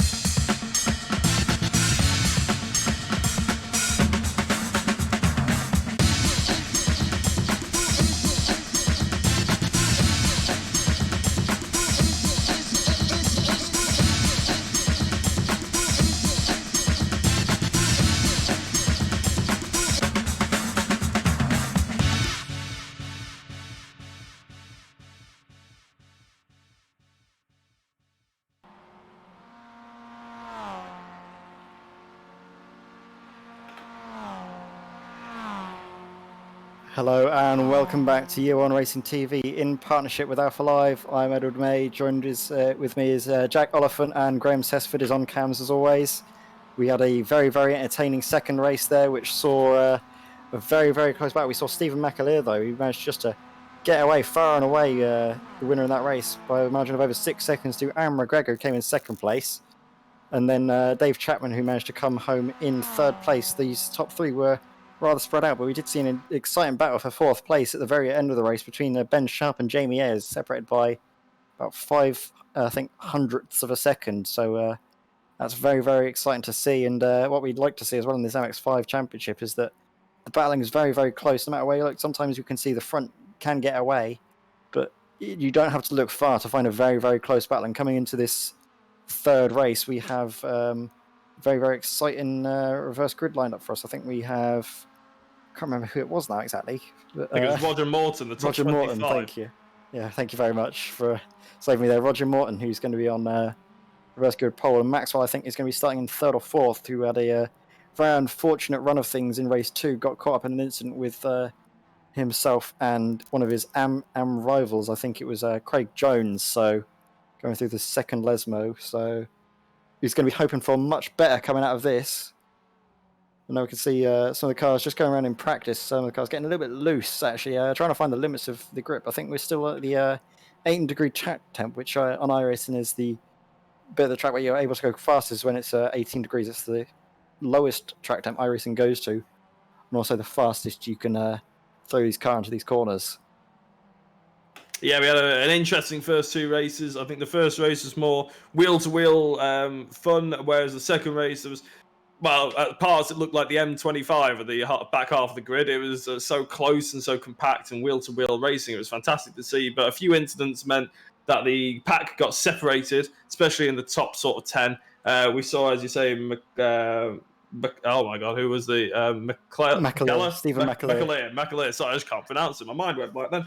McGregor and Chapman, they all sort of balanced themselves out into a nice space. But yeah, a good race for fourth between a few of the top drivers, and the back end was sort of a mixed pack, really. As we say, a few incidents sort of decided that race for them. Yeah, it's very tricky to get the McAleers right though, because there's Stephen, Stuart, and Sam, all S McAleer, and 2 of them are ST McAleer. So very difficult for us to get our heads around. But it's good to have them in this championship, and they do provide very entertaining race. They're usually at the front of the order, the McCummey McAleer racing guys, and it's good to have them here. Good to see them battling, and we're going to be seeing if McAleer can get through the order in his reverse grid. He's going to be starting in 25th. As we're seeing, I believe this is Alan Toon now on our screens now, just going through Ascari. The gentleman himself, Alan Toon, a long-standing member of the BSR community. He's well loved by everyone. Is been taken in under the wings of Year One, and he can't speak highly of him enough. I believe we interviewed him last round, and he was a very good chap, and we wish the best for him as always. Yeah, as we see just on the timings now, James Sharp, just interestingly, winner of the first race of the day. He is currently top of the timing screens again, so we might see a strong comeback from him. I believe he had a bit of a difficult second race. I can't quite remember. I think there was an incident in the first corner involving him. But yeah, hopefully he's going to come back and show us some good racing in this third one. Yeah, I believe James Sharp has won now. That's brought his total win total up to 5. So that means he's just one behind Jamie Ayres' win tally with 6. But Daniel Hunt has been far and away for some reason we all like to say the most winningest driver. I don't know if it is a real word, winningest, but it does sound good when you've got 8 wins to your name ahead of the championship leader. It just shows that you have the pace, but now all you just need to do is work on that consistency, and you should be able to make a late championship charge. That could be one to watch for these following rounds. But we're seeing Roger Morton now, the Safeguard by Result clothing car, coming through a sky. Roger Morton, the man himself, has had a little bit of an unfortunate time of things, but he's managed to keep his nose clean. He's going to be trying to see if he can make a challenge in the AM fight. He's not quite up there yet, but all it takes is for some unfortunate results like we saw from Andy Maxwell up in front in this AM battle, and he's going to be right up there battling, and potentially come the end of it when we have the showdown round, he could be coming out on top. Yeah, I think the M class for me has been a very interesting battle. We had Maxwell finish strong in the first race, had an awful second race after a big incident, and he's starting further up the order again now thanks to the reverse grid. So it's really, he's sort of gone from hero to zero to potentially hero in this third race. As we see, everyone's connected and the checkered flag's out now. So we're going to be gridding up soon, and Ed, I'll let us talk through the grid as soon as it arrives. Yeah, thank you very much. We're just going to be seeing the cars lining up now. We're getting aero shots because we have a little sort of time for iRacing to sort everything out because it's a bit tricky to get all the cars on. But we can see the cars coming up on the grid now right away, and it's Roger Morton on the pole position from his reverse grid spinning wheel fortune, just ahead of Ryan Moles. Then we have Andy Maxwell, who's going to be hoping for a better finish in this third race. They have Vincenzo Amico, Steve Hefford, Craig Jones, Cesar Rizzo, Joe McDonald, Graham Slack, Phil Reagan, Matthew Emery and Ralph Cullinan in 12th. They have Pete Van Gool, Michael Wortman, Adrian Hendy, Stuart McAleer, Chris Knox, Charles Kellyman, Rob Graham and Daniel Hunt in 20th. Then we have Jamie Ayres, Ben Sharp, Dave Chapman, Aaron McGregor. And then we have going down to Stephen McAleer, our race 2 winner, out of Steve Cooley, Martin Samuelson, Nathan Davies, Mick Barry, David Ward, Kip Stevens, Ryan Main, Sam McAleer, James Sharp and Alan Toon rounding out the field. So we're seeing these MX5 cars all coming to grid. We've got an empty spot there in 4th position there. Yeah, it's Vincenzo Amico who's not there yet, but we've got the lights. Coming on, yeah, the lights coming on. 5 red lights. Green, green, green. And they are off. That's a very, very good start there from Ryan Moles around the outside. An even better start actually for Andy Maxwell. Slight tag there from Roger Morton there, who tried to cover the inside, but just a bit too late. And Andy Maxwell has a very, very rapid start coming from, I think, 3rd position. And coming into the first corner, he's ahead of all of them, and he might be able to make the move stick if he can make the move around the outside of Ryan Moles. No, he's not. He's being a bit more conservative. And we can see now that I think it's Ryan Moles who's leading the field through, but in the rear of the cars are going 3 wide, 2 wide. It's a very, very tight area of the track. You don't really want to be going 3 wide. But at the moment, we've got Ryan Moles, who's currently leading the field, then followed by Andy Maxwell, Cesar Rizzo, Steve Hefford, Craig Jones, Roger Morton, Joe McDonald, Pete Van Gool, Graham Slack, and Matthew Emery are currently the top 10 as it stands. But that's chopping and changing constantly. So you see in the rear of the shot, the car's going 2, 3 wide. And we're seeing, just at the moment, focusing on the leaders, but now we're coming back there. We can see Ralph Cullinan in the mix here, just getting over the curbs that little bit more, that car in front. But he's just able to keep that defensive manoeuvre going well. He's currently in 11th place as Ralph Cullinan. But he's going to be seeing if he can make the moves on these cars in front. He's got Graham Slack ahead of him, Stuart McAleer behind him. It's the stage of the race where anything can happen. We can see he's just trying to go to the inside of a car here, but we've got Maxwell under massive pressure from Cesar Rizzo and Steve Hefford. They're going 2 wide behind him. Got Maxwell just giving the toe a little bit now to Hefford, I believe. That should allow Hefford to get ahead of Rizzo, but coming to Ascari, we should see Maxwell from Hefford from Rizzo. Ryan Moles has used this opportunity to try and clear a path and get away. He's not going to be wanting to have any of this because he knows that if he starts battling, he's going to drop off and he wants to try and follow the manoeuvre as others. We've got Dave Chapman just going around the outside of Phil Reagan there. Now got the inside, a very, very good manoeuvre there from Dave Chapman, who's now getting into the slipstream of Chris Knox. Chris Knox, obviously the stunt driver in real life. Will he be able to make an amazing manoeuvre down the inside? He's going for a manoeuvre on Graham Slack up in front. Is he going to be able to do it though? He's just shoving his nose in there just that little bit, making the car in front compromise his line that little bit more. And as a result, he's getting a better drive coming through the parabolica.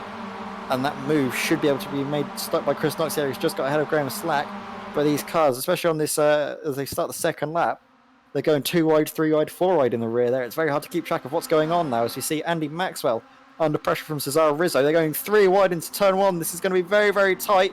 See a very, very late braking manoeuvre from Steve Hefford. Is he going to be able to make it stop? It's an incredible manoeuvre from Steve Hefford to make it 3 wide coming from the rear of it. And now into second place. And he's gained a lot of time on Ryan Moles. So this could be Steve Hefford. He's waited so long to get a race win. He got one at Brands Hatch and suddenly he could be getting 2 coming at once.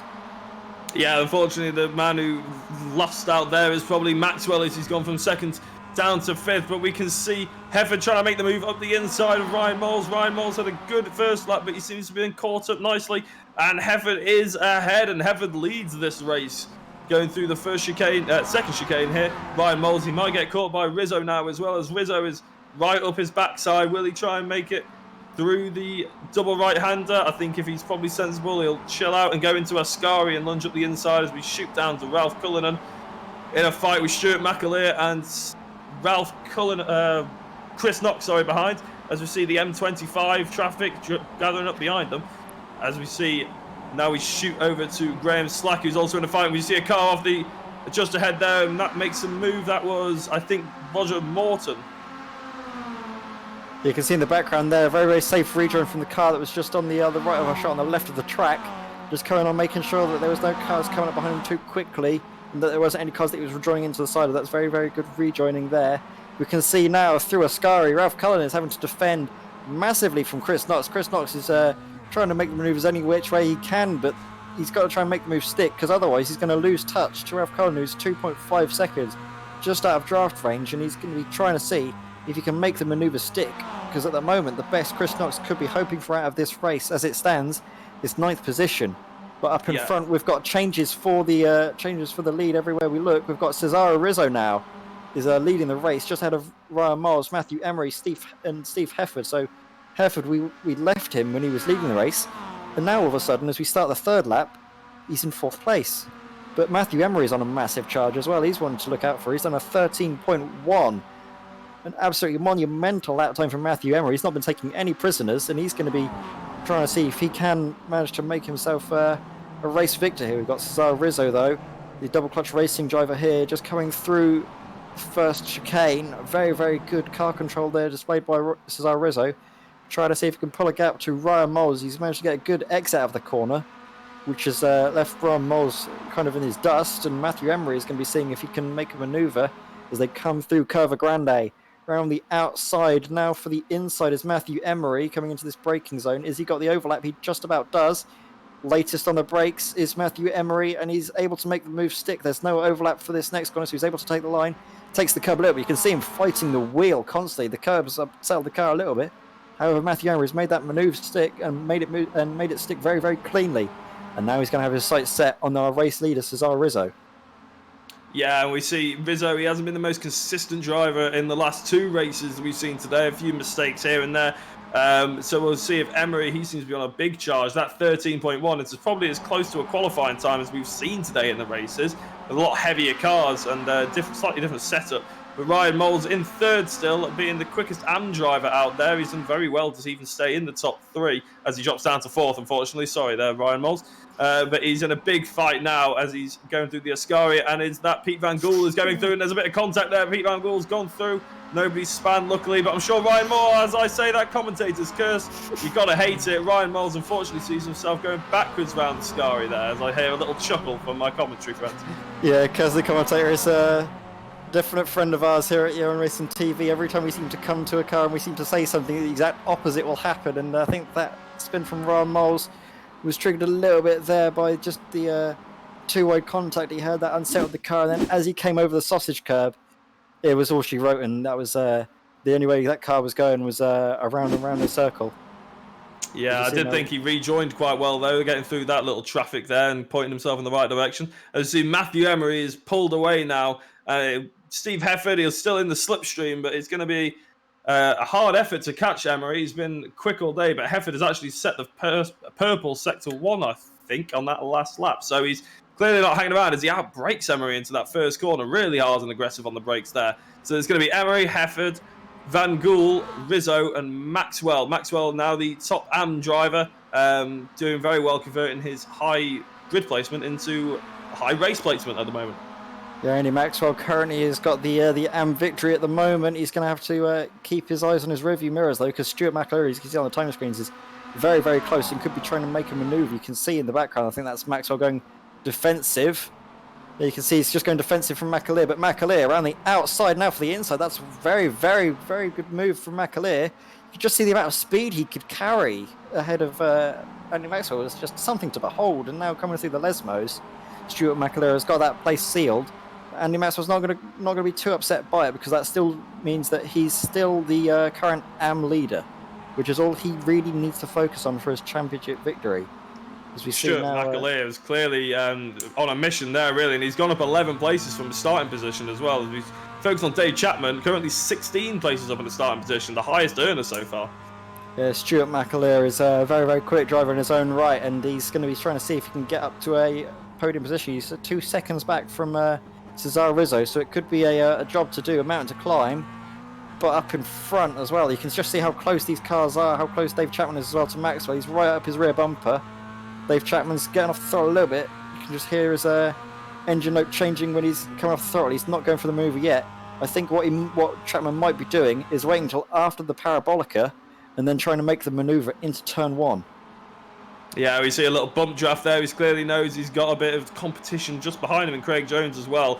I'm sure he'll be wanting to have Andy Maxwell maybe launch an attack on Stuart McAleer, and maybe Dave Chapman can then take advantage of all of them. But as we see the lead quartet, shall we say, as we see Hefford has gotten through on Emery, but he's going to be in attack. They're going to go 3 wide into this first corner, and we'll see who comes out on the top.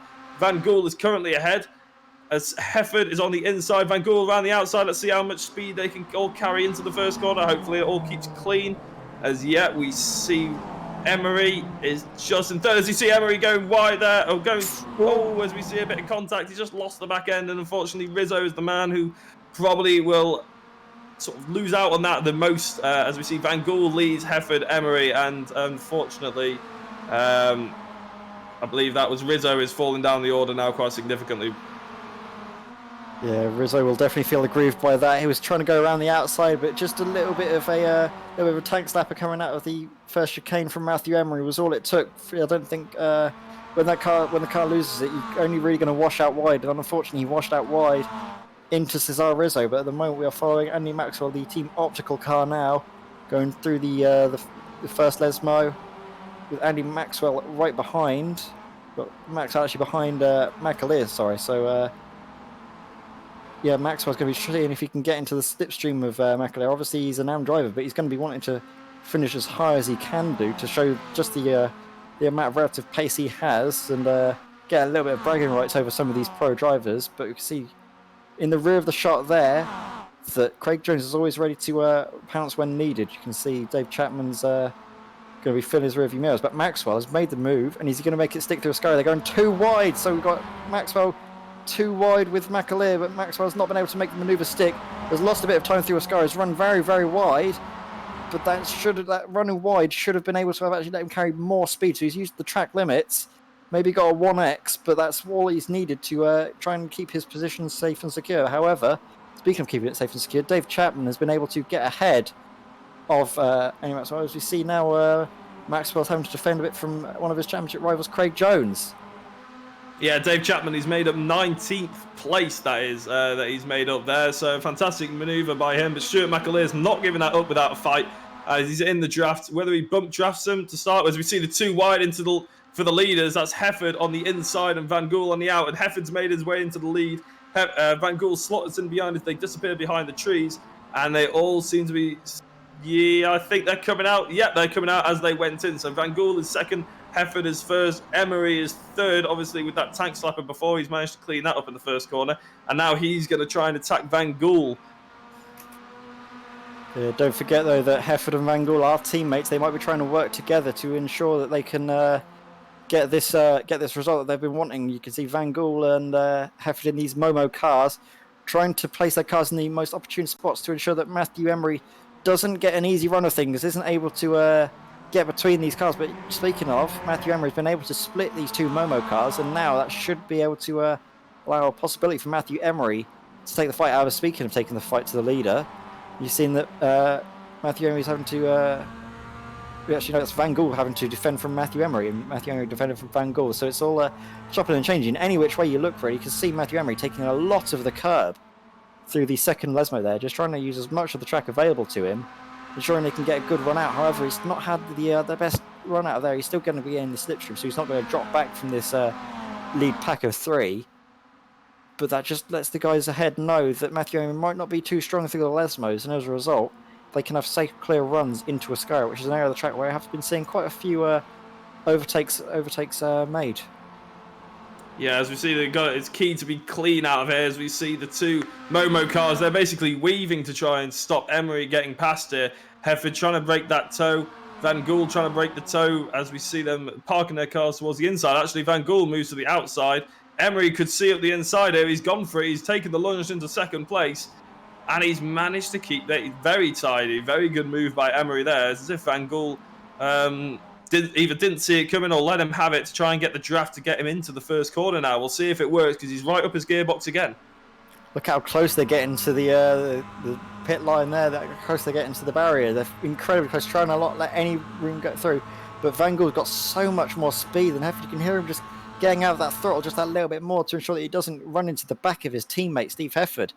And as a result of the just the amount of draft that Van Gool was able to get, he's just used the run out of the Parabolica to get ahead of his rival Matthew Emery here. And these two Momo cars are going to be having to work very, very closely together to ensure that Matthew Emery is not able to split them and they can have a 1-2, which is definitely what I'm thinking the guys at the Momo team will be wanting for the championship fight.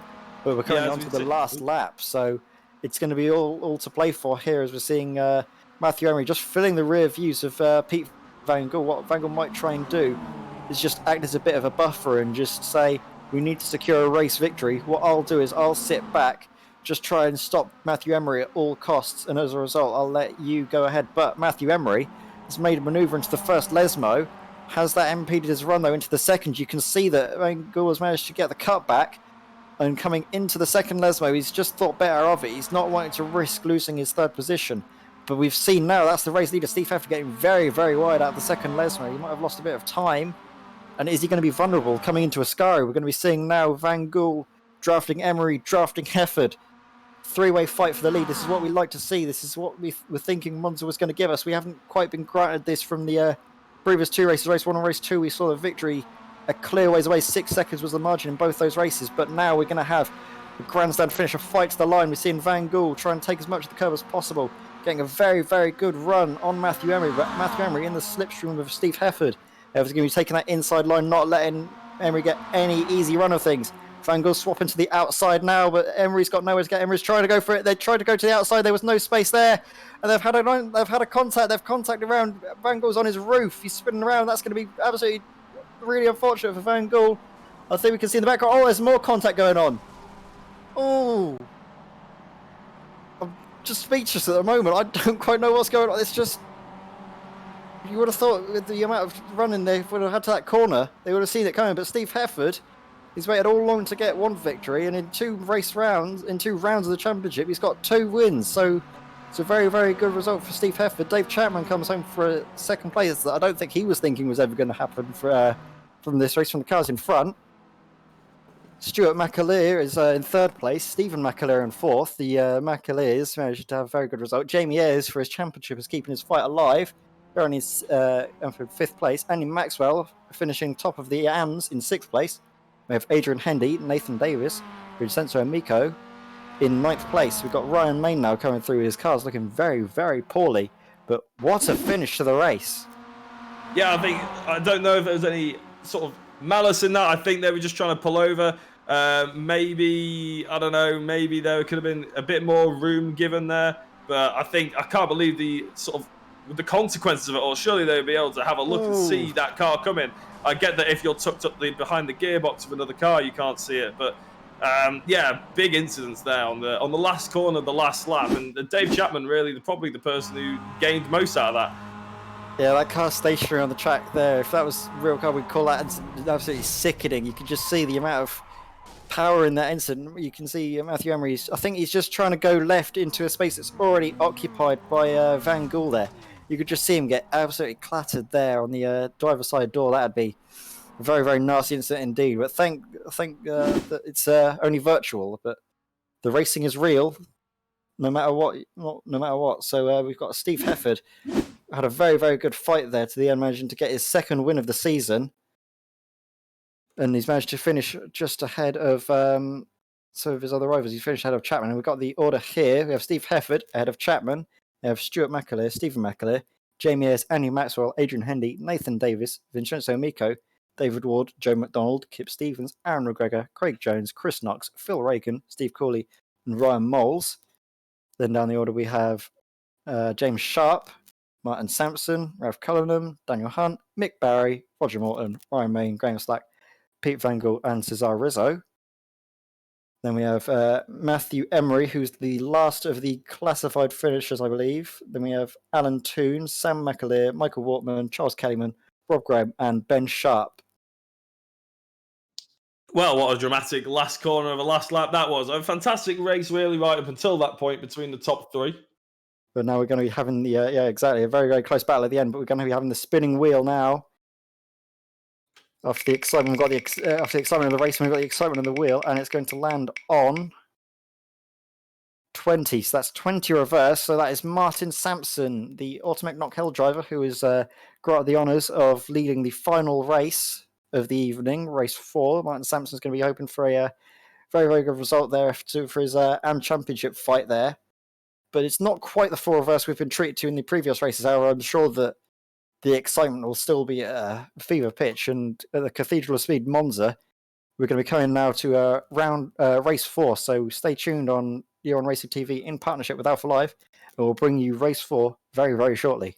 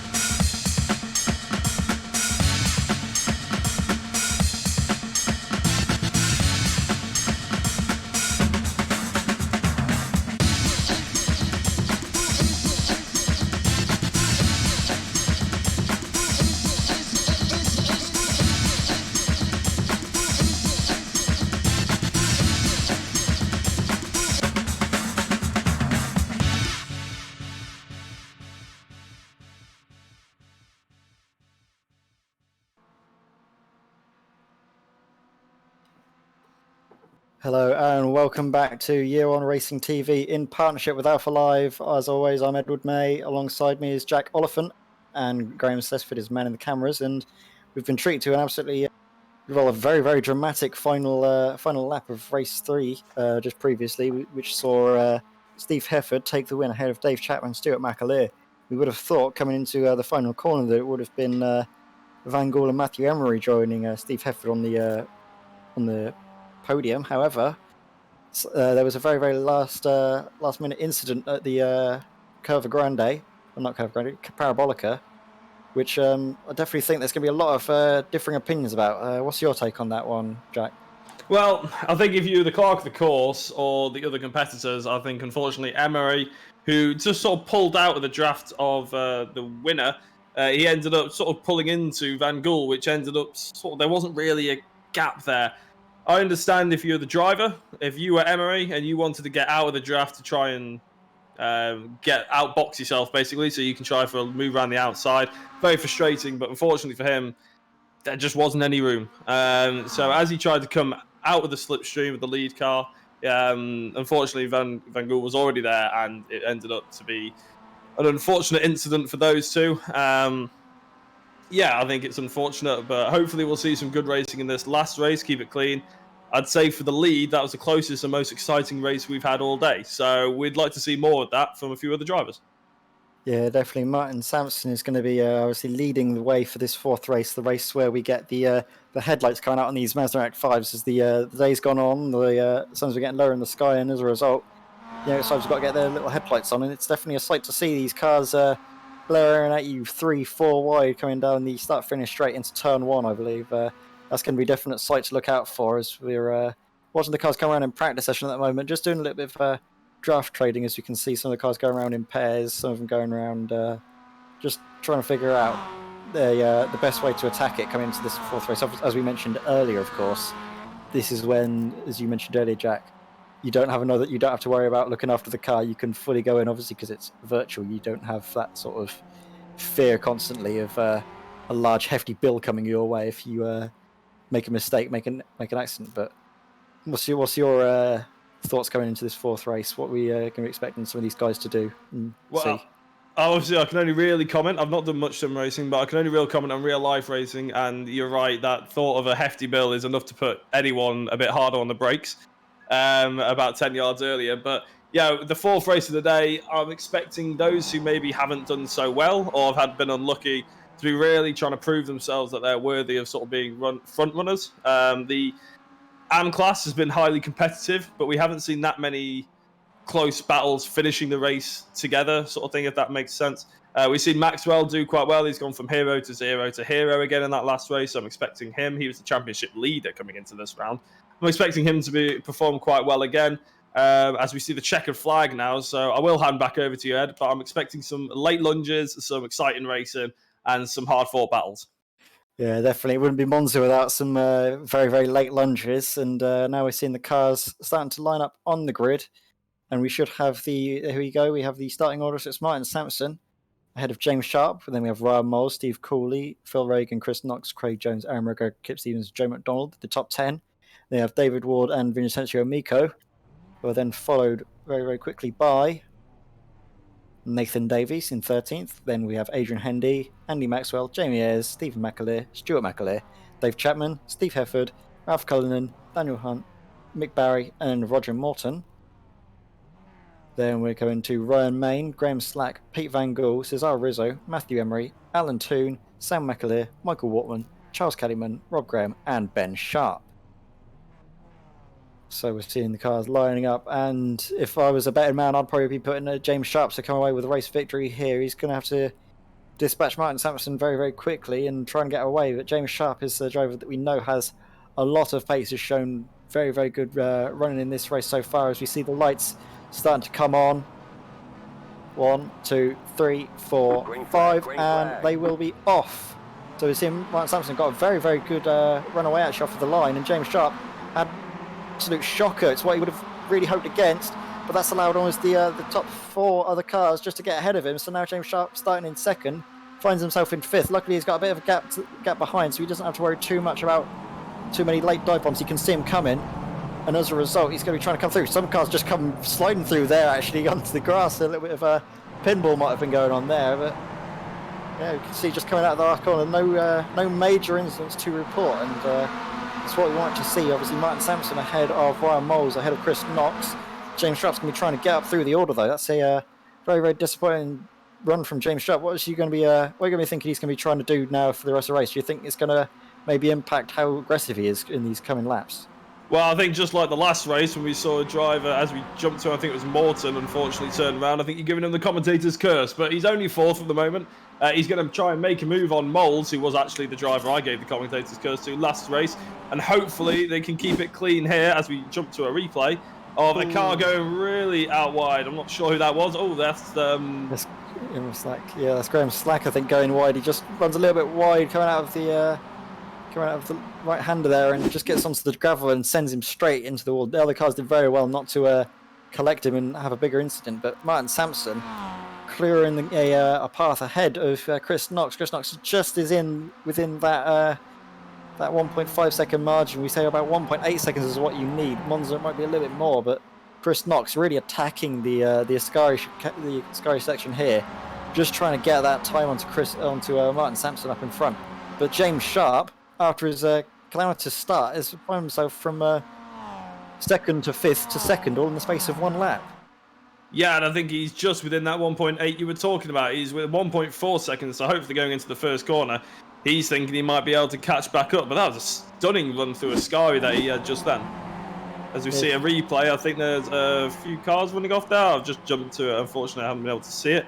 Yeah, that's being turned now. I'm not sure who that was. I think it's Matthew Emery, who was a bit of an incident in that last race going into the last corner. He's had an incident there again as well. So Matthew Emery's luck is not improved going into this fourth race.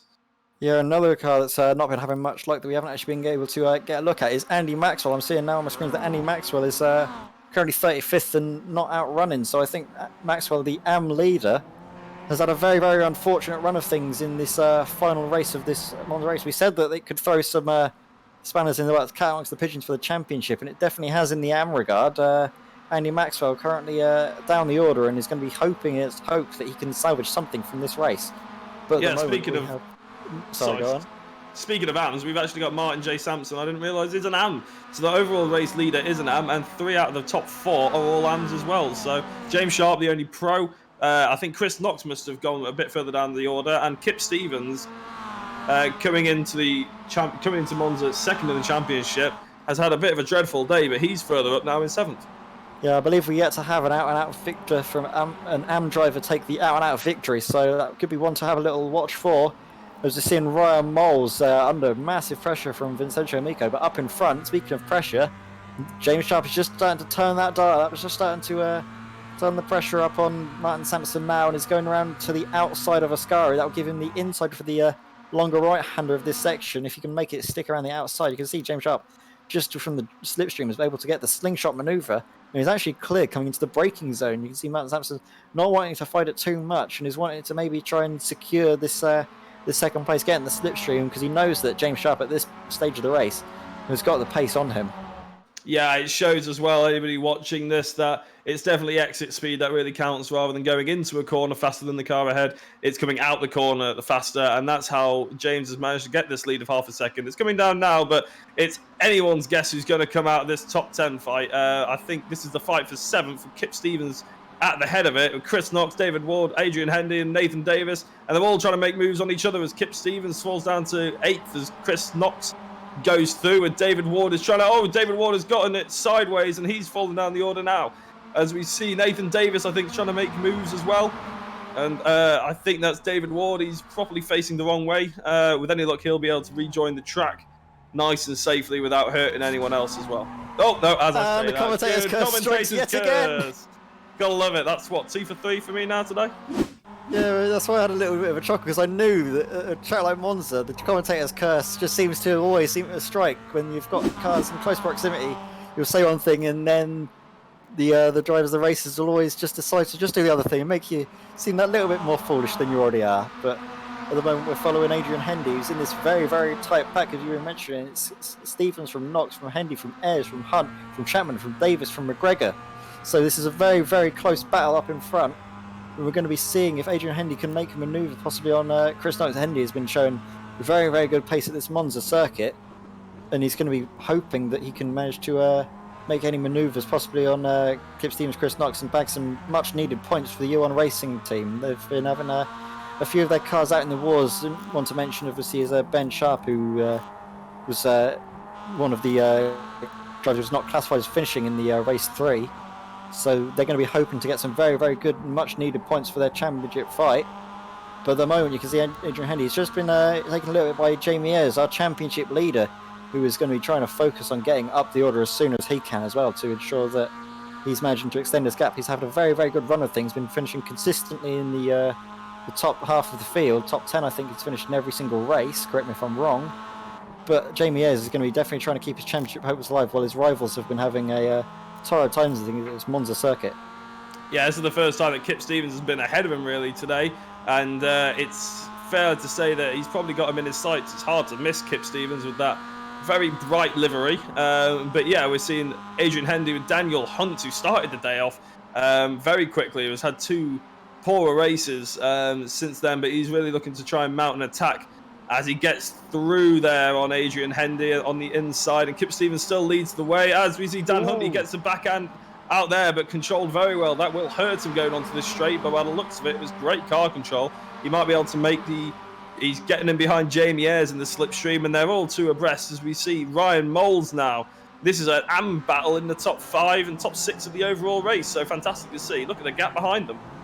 Yeah, you can see now that Ramos is just able to hold it around the outside. Now they get the inside and is able to get a run now coming through Cover Grande. But that instant we saw from Daniel Hunt was almost the mirror image of David Ward. However, as we see an incident here coming through there. Sorry, I'm just going to cut myself off. And mentioned that David Chapman has been involved in a little incident there, and that's Kip Stevens as well getting involved in some argy-bargy there. Jamie Ayres dropped back a little bit of the order to just try and make it stay safe for him and make sure he's able to bag points. So see, Jamie Ayres did get hit actually by his championship rival Kip Stevens. That could be one to for the stewards to have a look at. I don't know if there was anything malicious involved. However, the stewards will look at everything, no matter what it is. We see Kip Stevens really quite aggressive over the curbs, going a bit wide, coming back on the track, and in the background, that's I think that might be Daniel Hunt and Aaron McGregor getting involved in some sort of incident there. They're just hidden by the foliage for me. You can see that Kip Stevens actually gets nudged a little bit by Chris Knox, which is what sends him so wide.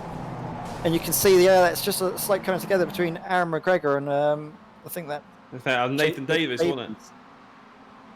Yeah, I think that was unfortunate, really. I mean, I don't quite agree with Kip Stevens rejoining quite like that. I think he should have carried on going a bit straighter. We might have avoided 1 or 2 incidents, but yeah, about 3 things happening all at once there, and it sort of separated that little battle now.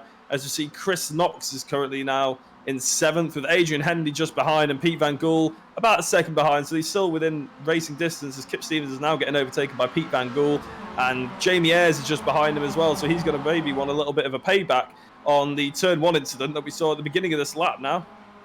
Yeah, and Pete Van Gool is a driver that we, like you mentioned, one of the drivers that might not have been having the best of results, might have been involved in some unfortunate incidents, and he's on a mission. He was obviously one of the drivers that was taken out in that final lap, final corner incident, and he's on a massive charge. He's currently in 9th place.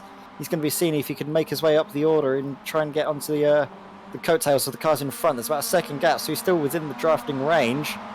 And we're seeing Kip Stevens even more in the driving range. Are we going to see bump driver? Or are we going to see him go for the move? He's going for the move because he knows that Jamie Ayres is going to be breathing down his neck and trying to make a maneuver into turn 1. Yeah, I was slightly surprised he's going for the outside. I was slightly surprised he didn't go up for the draft a bit longer. But we see Pete Van Gool, he's just moving across. He's moving across, and Kip Stevens has hit him as well. I think Pete Van Gool maybe didn't give him enough room on the outside there, as you see him rolling off into the distance. That's unfortunate for him. Another reason why we're thankful this is in the virtual world. We've had a few of them already today. But yeah, Kip Stevens involved with another turn 1 incident there. And I think Pete Van Gool maybe just drifted across a little bit too much. And he just got clipped around the back there with the fastest part of the circuit. So yeah, it's unfortunate for Van Gool. But yeah, I think that's probably his race done now down in 29th. Yeah, it's actually going for Van Gool, who's had one horrible incident after another. I think that's going to be really dashing. I think he's was on track for a good championship fight, but now that's 2 non-finishing results probably could put him out of the equation. It's still very, very early days, so we don't want to count him out just yet, as we are now following Craig Jones, who's having to look behind him for Ryan Moles. Ryan Moles is going to be seeing if he can make any positions like Craig Jones, and Ryan Moles are still championship rivals in the AM battle, and they're fighting for, I believe, the final step of this AM podium. These AM guys are actually doing very well at the top end of this field. They've been keeping their noses clean while the pro drivers trying to fight their way through on this final race.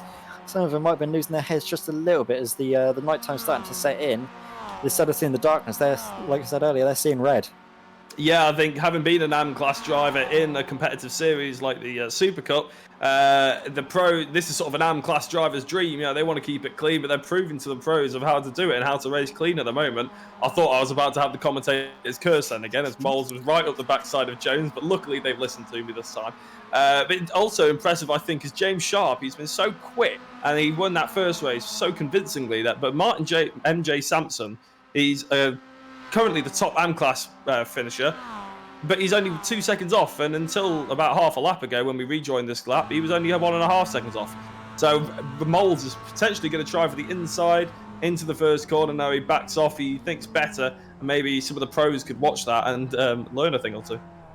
Yeah, another thing we've also noticed is Ryan Moles is taking the brakes that little bit easier. We do notice in these MX5 cars that you can get a little bit of brake wear. If you really attack the brakes and you go flat to the floor on your brake pedal on this thing, they have modelled it with the new tyre model a little bit of brake fading. So he's probably making sure that he's got the ability to make last lap lunges on the brakes and able to make sure he has the life in them. We see Martin Sampson, currently second place, having a very, very poor run though through this second chicane, and that's allowed Vincenzo Amico to come through and take second place, which he's going to be very, very happy to take. He's not going to be apologising for any of that. He's going to be grinning ear to ear to see the move was just so easy for him. Yeah, I think just looking a bit further down the order, the battle for 8th is now just as hot as it ever was, with Knox, Stevens, Ayres and Rizzo as we jump to it now. Very obvious with some of the liveries, notably Kip Stevens here, but Jamie Ayres just behind. He's getting all in the mirrors of Kip Stevens, and that's allowing Chris Knox to maybe just drive away a little bit. We'll see how they fare going into the Ascari complex. But I think Jamie Ayres on the outside now. It depends whether he's going to have this slingshot or whether Kip Stevens can keep the inside. Yeah, we have Kip Stevens now. He's going to be trying to defend the inside line, but Jamie Ayres, he's got the overspeed. He's got on the slipstream. Is he going to be able to hold it around the outside? Now for the inside, there's a bit of a squeeze going on. Kip Stevens gets this car a little bit loose and manages to keep out of the way. But that's the battle for the championship on track. What we'd like to see, first and second in the championship, battling away. And gives Kip Stevens now, because of his run out of Ascari, lost position to Cesar Rizzo. We're going to be seeing the driver Cesar Rizzo just going to be trying to fill the rear view mirrors of Kip Stevens, maybe put him off, see if he can make the manoeuvre into turn one. He's going down the inside now. He's just about made the move stick. Is Kip Stevens, though, going to be able to get the undercut? Yes, he does. He gets the cut back, and now having the inside line for the phone call, the Parabolica, is going to be able to get in the slipstream of Jamie Ayres and see if he can manage to defend his 10th place. That was very good driving in terms of spatial awareness, but unfortunately I don't think it's going to work out for him. And going into the first corner, as you see Moles up the inside of Craig Jones here still, I believe.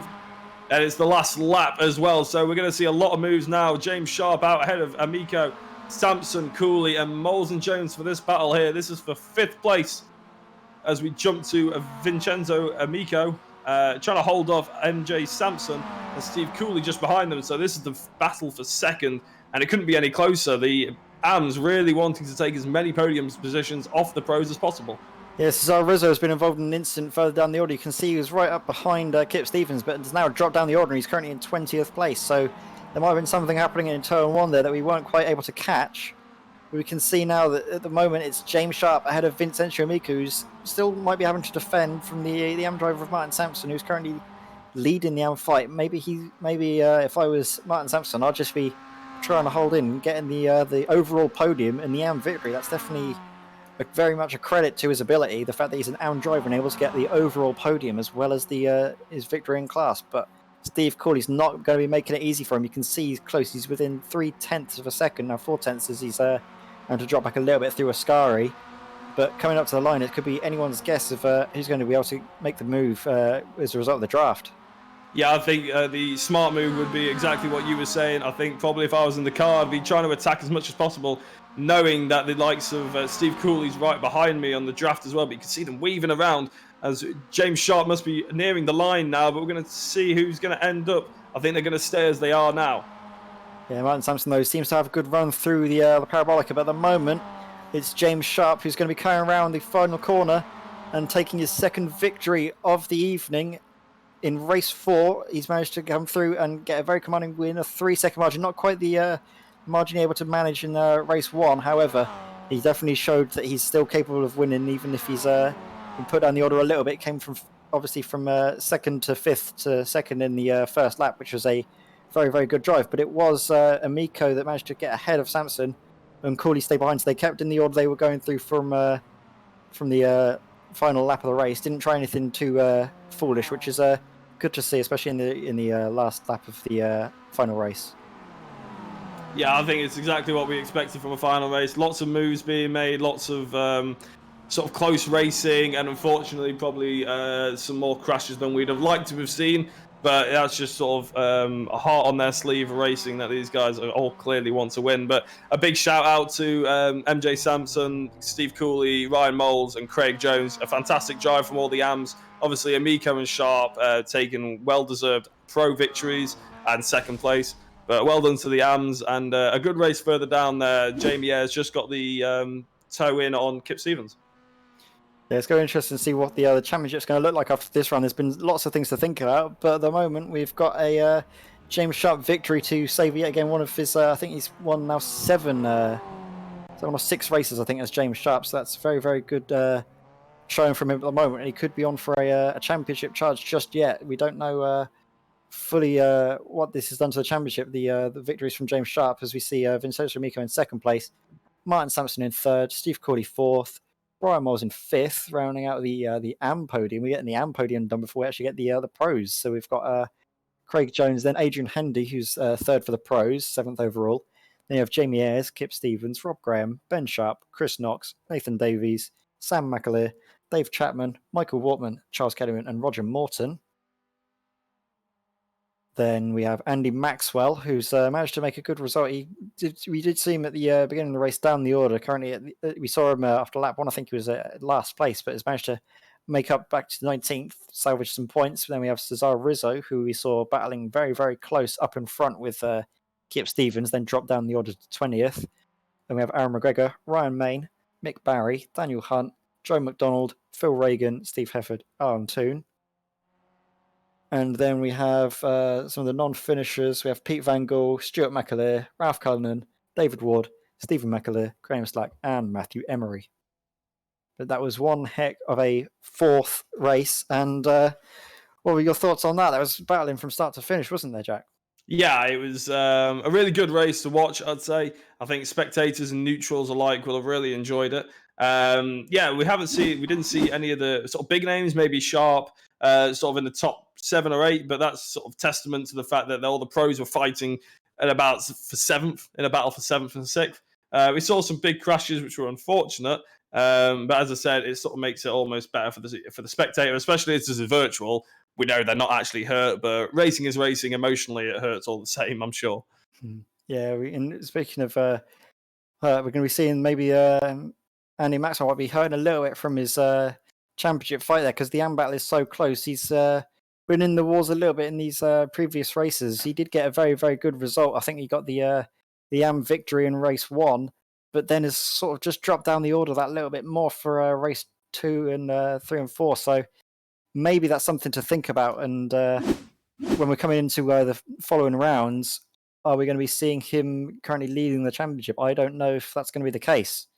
Well, he went from hero to hero to unfortunately 0 again in this last race. Although he did bring it back for a decent lot of points. So hopefully we'll see some good racing as we see quite a few incidences here going through the second chicane. And yeah, with the amount of drivers that we have on, this is Dave Chapman's point of view, actually. I think he's keeping it clean. He's probably trying to pick up a few places around the outside. As I say that, he gets hit up into the air. So, yeah, that's good always.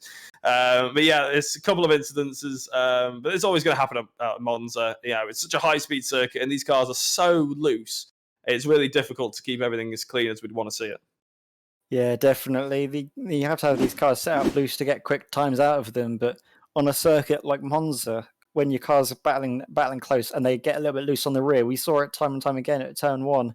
Cars getting a little bit loose at the rear, coming out of the first chicane and causing accidents that caused pileups of quite a few cars. I think we need to get some proper like yellow flag discipline involved, because we saw plenty of incidents involved, which I think could have been prevented if a lot of the drivers just took it easy. But at Monza, when you are flat out at large stretches of the track, as we see more incidents on our screen now of one of the cars on its roof. I think that might have been Van Gool, who was we saw in that fourth race having yet another unfortunate incident. We saw him obviously in race 3 having a very, very torrid time of things at the final lap. But overall, I think he can take some positives out of this, knowing that he had very, very good pace, and that as long as he can keep it string together for following rounds of the championship, it's not going to be over just yet.